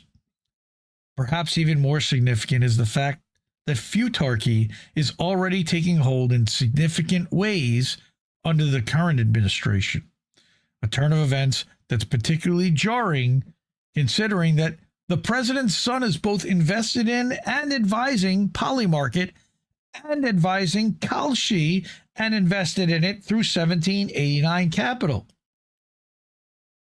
As broached here, but explored in greater detail in the next part of this investigation, which of course I'm going to read on this show, Polymarket's success heralds a new era for both finance and for governance, one where the House always wins. Trump likes that phrase, even though he's invested in multiple casinos that have gone bankrupt. Man, what a mess. What a nightmare that you have all of these players all working together to manipulate global markets and profit from world events. Man, what a mess. So that was, again, unlimitedhangout.com, Whitney Webb and Mark Goodwin. The Secret History of Polymarket, Part 1. Become a paid subscriber over there if you can. It's $5 a month. I've been a paid subscriber for years. Whitney and Mark actually just released and published their very first podcast together on the relaunched Unlimited Hangout YouTube channel. So I encourage everyone also to go and watch that podcast where they talk about Polymarket and predictive markets. And I think it's about a 25-minute podcast is the first episode. And if you're a paid subscriber, you'll get early access to episodes of the new podcast. So, what does everyone think about Polymarket? OMB, I see OMB here. Everybody pretty quiet during that segment. I don't know what's going on, but okay. So Denver Attaway makes me wonder if other people might have come to such work outside of the controlled players and narrative. Note the countless crypto entrepreneurs and exchange founders murdered, often in gruesome ways. Yeah, agree. Okay. And yeah, don't be evil. Now it's just be evil once you have total dominance. That's what Google's doing. Absolutely. Yep. So that was the final portion of part 1. And Polymarket is making a big splash. It's straight gambling for some. And for those who have insider knowledge, it's a lot more than gambling. It's a way to pump and increase your net worth, with insider trading that is very hard to track and regulate. Just how, and when you're getting that information, how it's being used, when the trades are being made, etc. Okay, so support independent media because we need it more than ever. You know the ways to do it. Cash App, $, Indie News Network, code-v.com/Indie News Network, paypal.me/Indie News Network as friends and family. Monthly, you can subscribe at patreon.com/Indie News Network.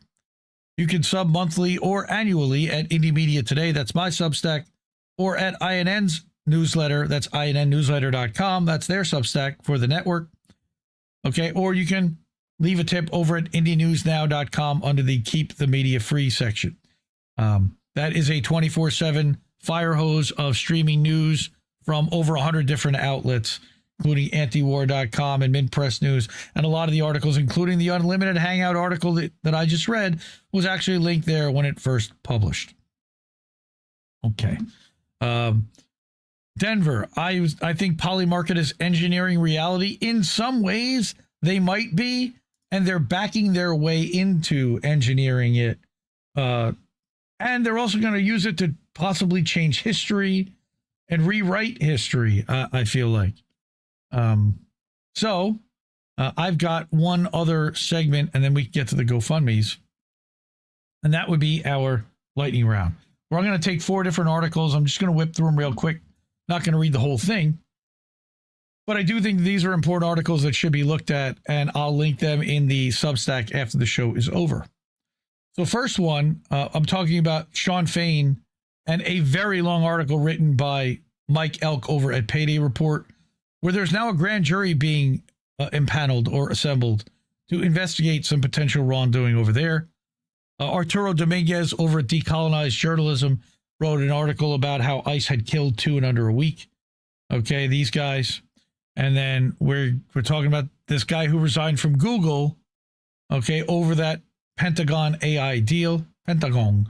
And then we're going to get into a solution at the end of this, how to beat big tech with a site called Privacy Guides. So how are we starting? This is the biggest news story that you haven't heard yet. This is a story that goes back 2 to 3 years. Mike was right. We covered Mike Elk's reporting on the smearing of the Federal Monitor, okay, for Sean Fain, or on behalf of Sean Fain, as a Zionist targeting the UAW by Jonah Furman and Chris Brooks, who were working quietly with Ryan Grimm and Dropsite News to publish these smear pieces and help Dropsite launch their new site 2 years ago. Okay, so what happened is that now we've got some receipts. Leaked UAW transcripts and audio discredit Sean Fain's attack on the UAW Federal Monitor, Neil Borofsky, proving that he said, "I'm not letting my biases get involved here. You were served something from the ADL. I was giving you advice as a lawyer and as your Federal Monitor on how I would respond to this if I were one of your counsel." All right.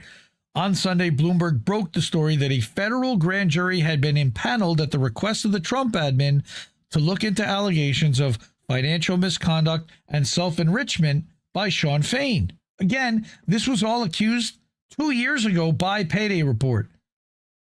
He's also expected to face possible federal indictments over retaliating against union leaders Margaret Mock and Rich Boyer. Again, we've been talking about that, who reported financial misconduct and abuses of power within the union. In response to the news of the grand jury, Fain lashed out at the Federal Monitor again, who was appointed by a former union side labor lawyer and Clinton appointed judge, David Lawson. That was a Democrat. He reports directly to Lawson, not Trump, whose admin impaneled the jury. Read this whole article. And there's like 5 articles that he spun out of this. One about how proving that Ryan Grimm did actually smear the Federal Monitor on behalf of these guys and claimed that his anonymous source never disclosed that that his anonymous source allegedly was married to one of the editors for Dropsite News, and that was where they were getting the info from. right?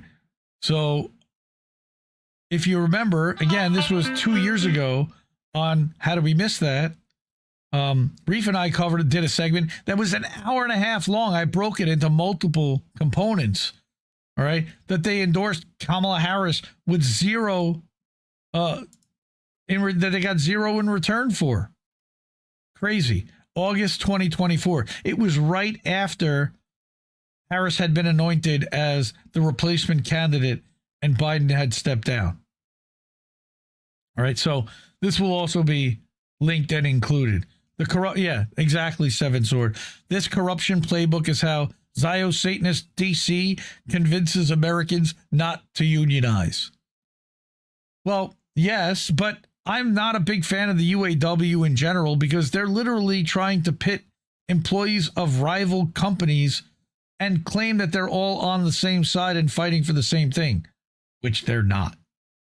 So I'm much more a fan of a local union for a specific company coming together to fight their own bosses and establish what their own agenda for their company and their needs are, and not rely on a larger outsourced third-party union like SEIU or UAW or the Teamsters or the restaurant workers and delivery persons, RWDU, okay?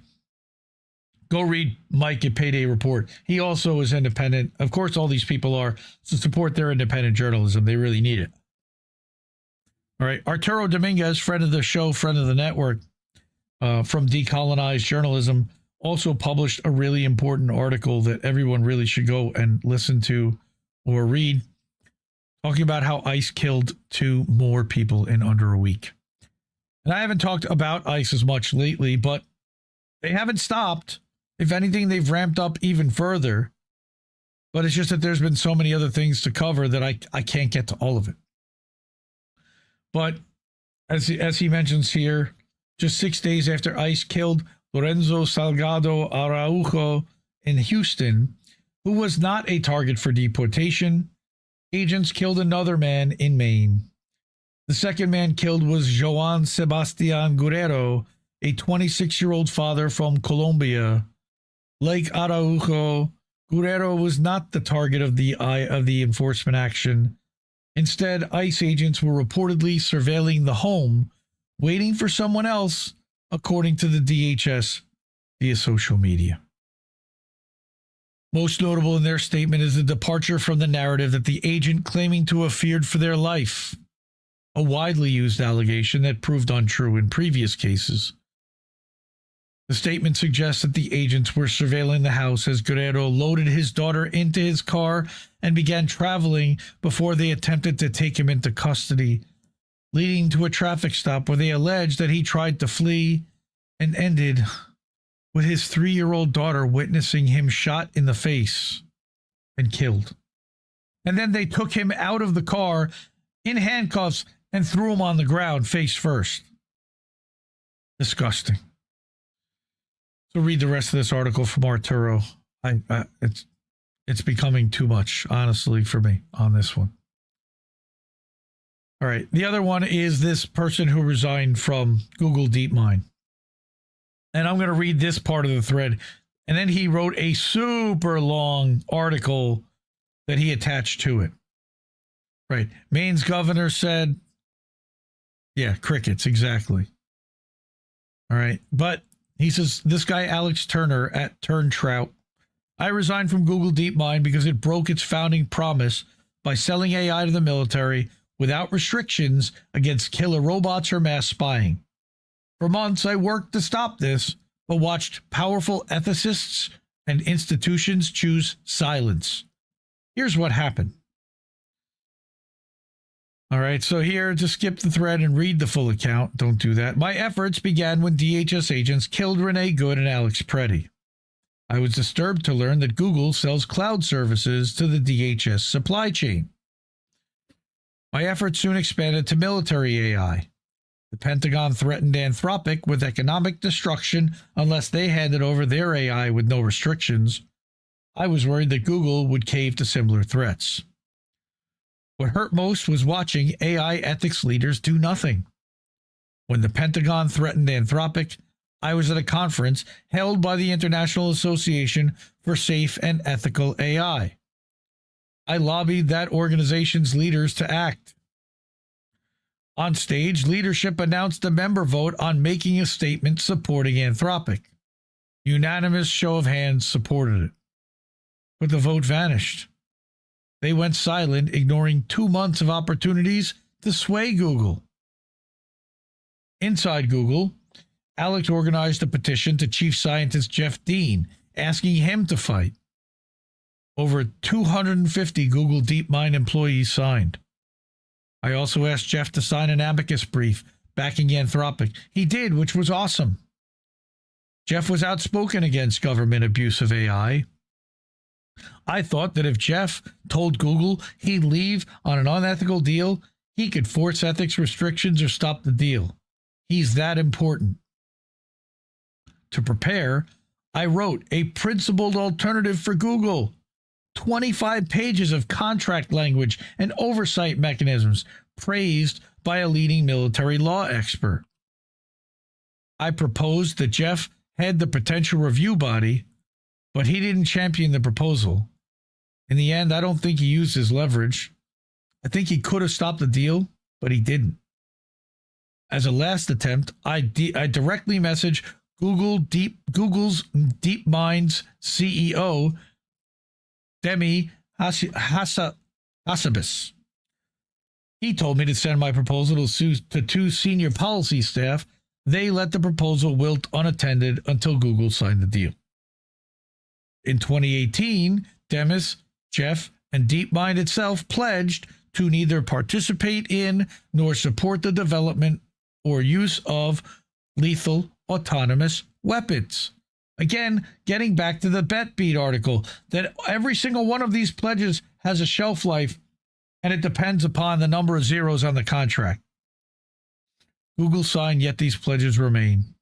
I see 3 honest paths: explain, renounce the pledge, or quit. Silence is not one of them. Here's a path Demis has chosen: deny anything has changed. He claims that nothing's changed about our principles, yet he co-authored the post removing the weapons prohibition from Google's AI principles. Both cannot be true. Many hope that when things get bad enough, someone powerful will say no. I tested that for months. Anthropic defended its red lines, but most did not. Pledges of conscience often vaporize on contact with power. Also, a great line.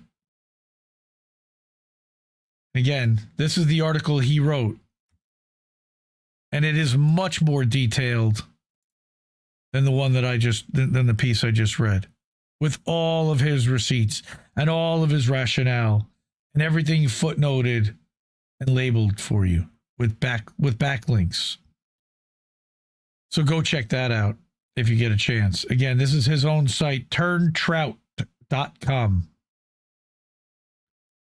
Alex Turner. Now, finally, while we have done this entire show and it's been mostly doom and gloom, I do have something somewhat positive to add here. And I have not investigated deep enough to check out the full veracity of whether everything this person claims is absolutely true. All right, but I'd like to believe it. A guy named Jonah accidentally built the most useful website on the internet. It's called Privacy Guides. This is the website Google would rather you not find, Meta actively lobbies against, data brokers have tried to discredit for years, and the entire advertising industry treats as a direct threat to their business model. You have my attention, sir. It's been online since 2019. It takes no affiliate money. It runs no ads. Journalists cite it. Security researchers trust it. Here's how it works. Privacy Guides is a curated recommendation list. The site itself sells nothing. It just tells you which private tool actually replaces every surveillance product in your life, tested by security researchers and updated every month, organized into 40 plus categories with the exact reason each pick was chosen. Browsers that block trackers and ads by default. Email providers that can't read your messages. Can you hear me, Gmail? Search engines that do not build a profile on you. Password managers that you can self-host. VPNs that accept cache and Monero and log nothing. Messengers with true end-to-end encryption, signal tier or better. Photo apps that don't scan your camera roll. Can you hear me, Apple? Health apps that don't sell your data to insurance companies. Can you hear me, Google? A custom Android OS called Graphene OS that strips Google out of your phone entirely and has been endorsed by one Richard Medhurst. The site is run by a nonprofit called Magic Grants. Every recommendation goes through a public forum review, a GitHub pull request, and criteria published on the site so anyone can audit why a tool was chosen. No company can pay to be listed. No affiliate link exists on the entire domain. Google can't shut this down. Meta can't shut this down. Amazon can't shut this down. The entire $600 billion surveillance advertising industry is built on the assumption that you would never spend one afternoon on this site. And here's what the site looks like. Let's blow it up. So here are the different recommendations by different categories. So if I look at desktop browsers, okay, what it recommends, okay, against the threat of surveillance capitalism, we recommend Molvad browser, all right, out of the box. Firefox for casual browsers looking for a good alternative to Chrome, and Brave if you need Chromium browser capability. If you need to browse the internet anonymously, you should use Tor instead. We make some configuration recommendations on this page, but all browsers other than Tor browser will be traceable by somebody in some manner or other. Very interesting stuff. All right. Learn about cloud storage and the different types of threats against them. Proton Drive, of which I am a subscriber. And there is an affiliate link, by the way, I believe, at the very bottom of the description of this live stream to a Proton link. All right, then there's Tresorit. And I advocate for any one of these. PeerGhost is a decentralized protocol and open source platform for storage, social media, and applications. Provides secure and private space where users can store, share, view, and edit their photos, videos, and documents. PeerGhost secures your files with quantum-resistant end-to-end encryption. That's what that E2EE means. And ensures that all data about your files remains private. It's also self-hostable, which is nice. Okay, so again, 40 different categories, and every one of them looking at what is the best for privacy. I'm going to blow Golden Monarch's mind right now and look at the cryptocurrency one, which is basically Monero. And other than that, they're claiming that every other crypto is vulnerable. All right. Monero uses a blockchain with privacy-enhancing technologies that obfuscate transactions to achieve anonymity.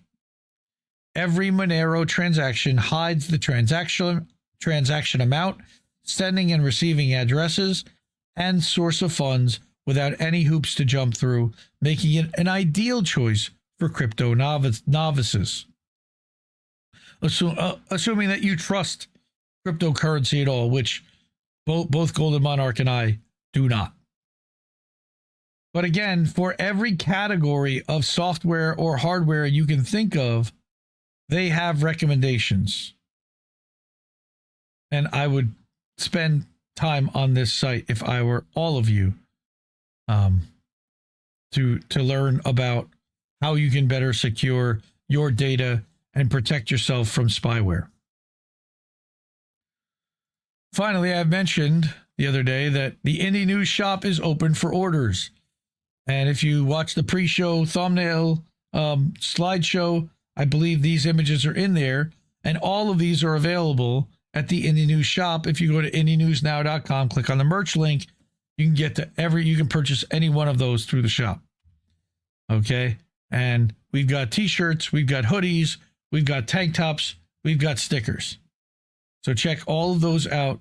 Go to IndieNewsNow.com and click on the merch link, and then you can search by category. And you can also pick up Shanda Masta stuff as well. You know, the fuck cancer stuff. So that's it for the lightning round. Cool. Good stuff. We're coming up upon our 2-hour mark, which is perfect. We want to get quickly to the GoFundMes, and then we'll let everyone get out of here for the evening. All right, before we do that, support independent media because we need it more than ever. The ways to do that, you know, are there on that wall, and everyone that has already done so is already there. Cash App, $, Indie News Network. co-fi.com/Indie News Network. PayPal.me/Indie News Network. Or monthly at patreon.com/Indie News Network. Like I just mentioned, the website, IndieNewsNow.com. There is a section to keep the media free and tip with a Stripe link. Or you can subscribe monthly or annually over at the Substacks. That's mine at IndieMediaToday.com. Or for INNs at INNNewsletter.com. Okay. Yeah, there's a joke about, okay, Kieran Pine, I see you, brother. How are you? Driving me Messi. I see you out there. Denver, we're paying for the tech. Shoulder the investment so we can give it away. Scenario or not, that's what's happening, and we enable it. Absolutely. What is this? Isn't graphene just Linux for phone OS? Maybe, but it's also incredibly highly secure. And, you know, allegedly, according to Richard, it was the one operating system that the London Police Department could not access. I don't know if that was true or not. That's what he claims. All right. Finally, let's get to our friends and their GoFundMes. We have been talking about our friend Words of Will. His wife, Elizabeth, was diagnosed in May with breast cancer. She's now gone through her first round of chemotherapy. I believe there will be radiation. There may be surgery. He gave me an update today. It wasn't great about a financial thing that happened. He thought that they were going to get some kind of mortgage relief, but because of some grant that they had gotten because of her cancer, it didn't cover a payment that was required in order to be eligible for the grant, and it eliminated their eligibility, which is just a nightmare. And he said, like, it feels like this is like the world working against me. And I know it's not, but it certainly feels like it. And we love you, and we feel for you, and we're here for you. The GoFundMe is up to how much? Last week it was $41.10 or so.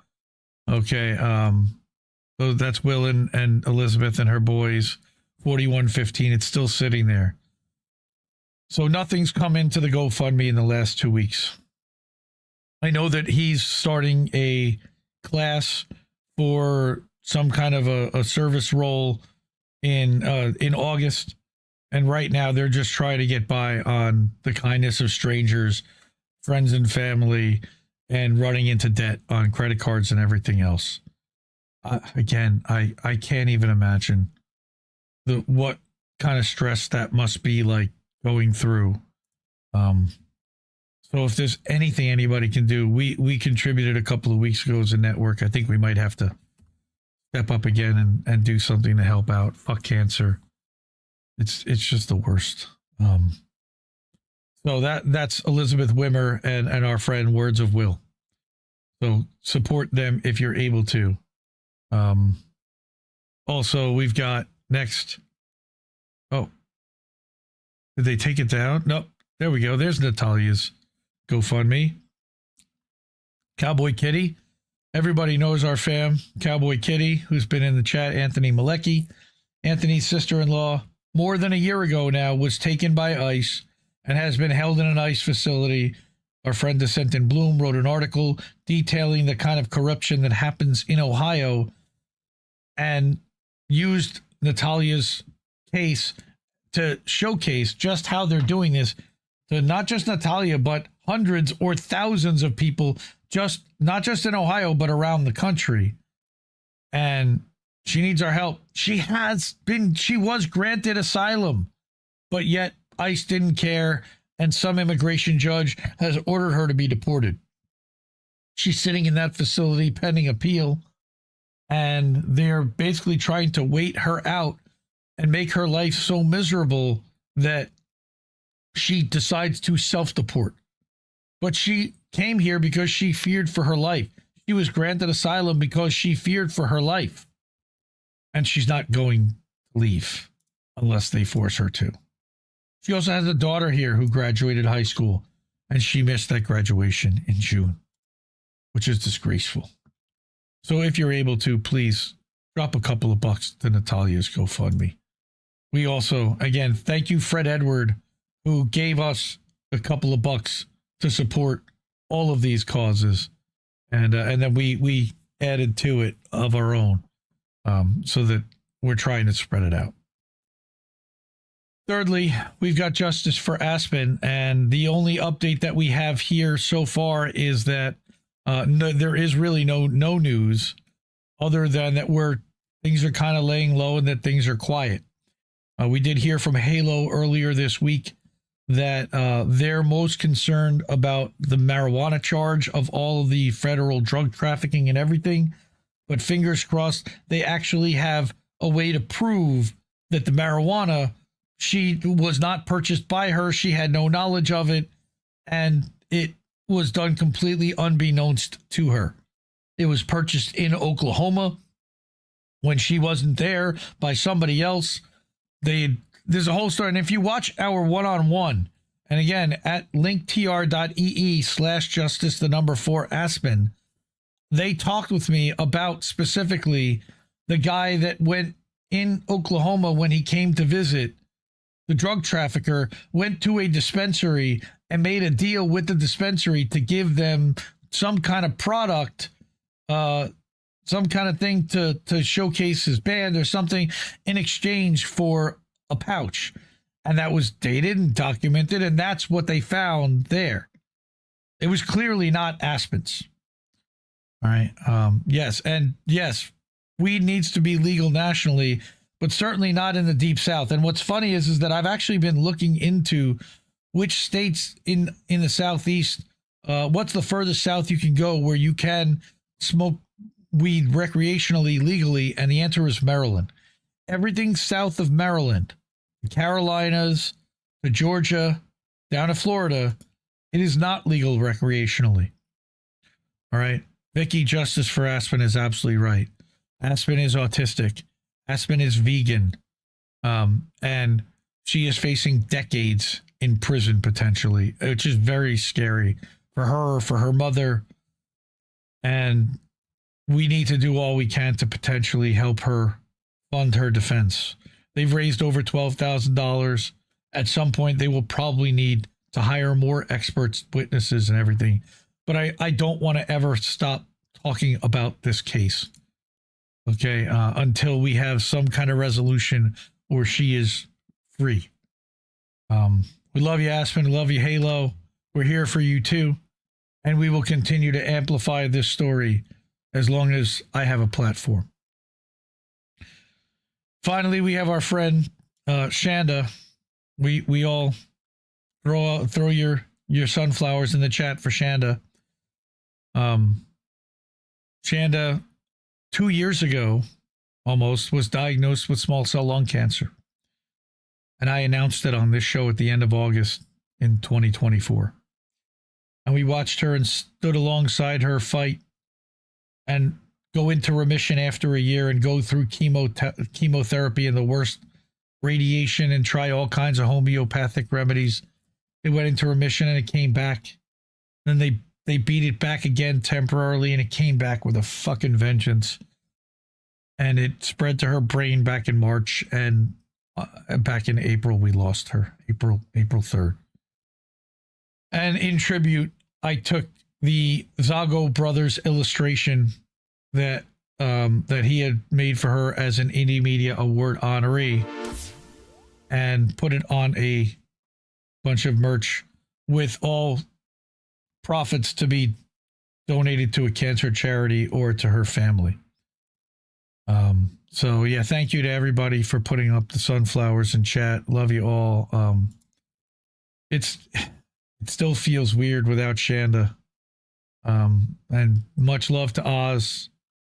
Again, you can get there by going to indiemediaawards.substack.com and finding Shanda's name in the list of all of the honorees.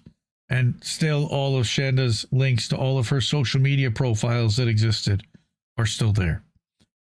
And again, as a reminder, Shanda was a Indie Media Award honoree for the class of 2023 for her outstanding work as an independent journalist, broadcaster, and live streamer.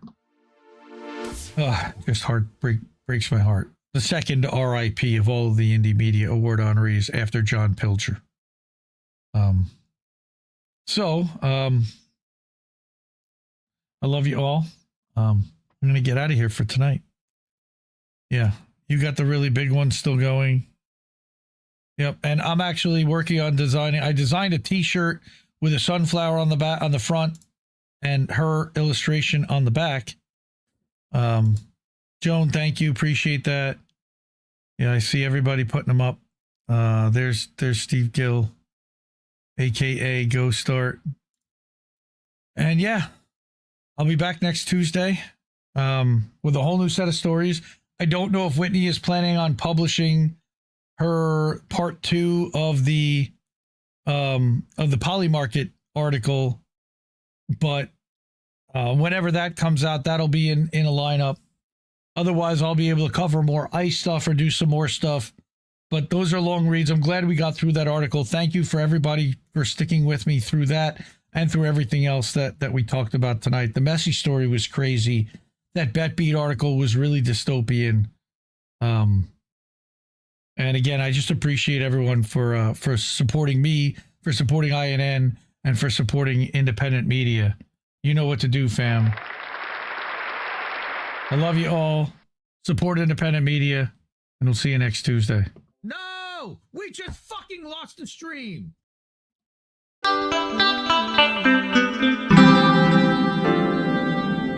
Who are these people?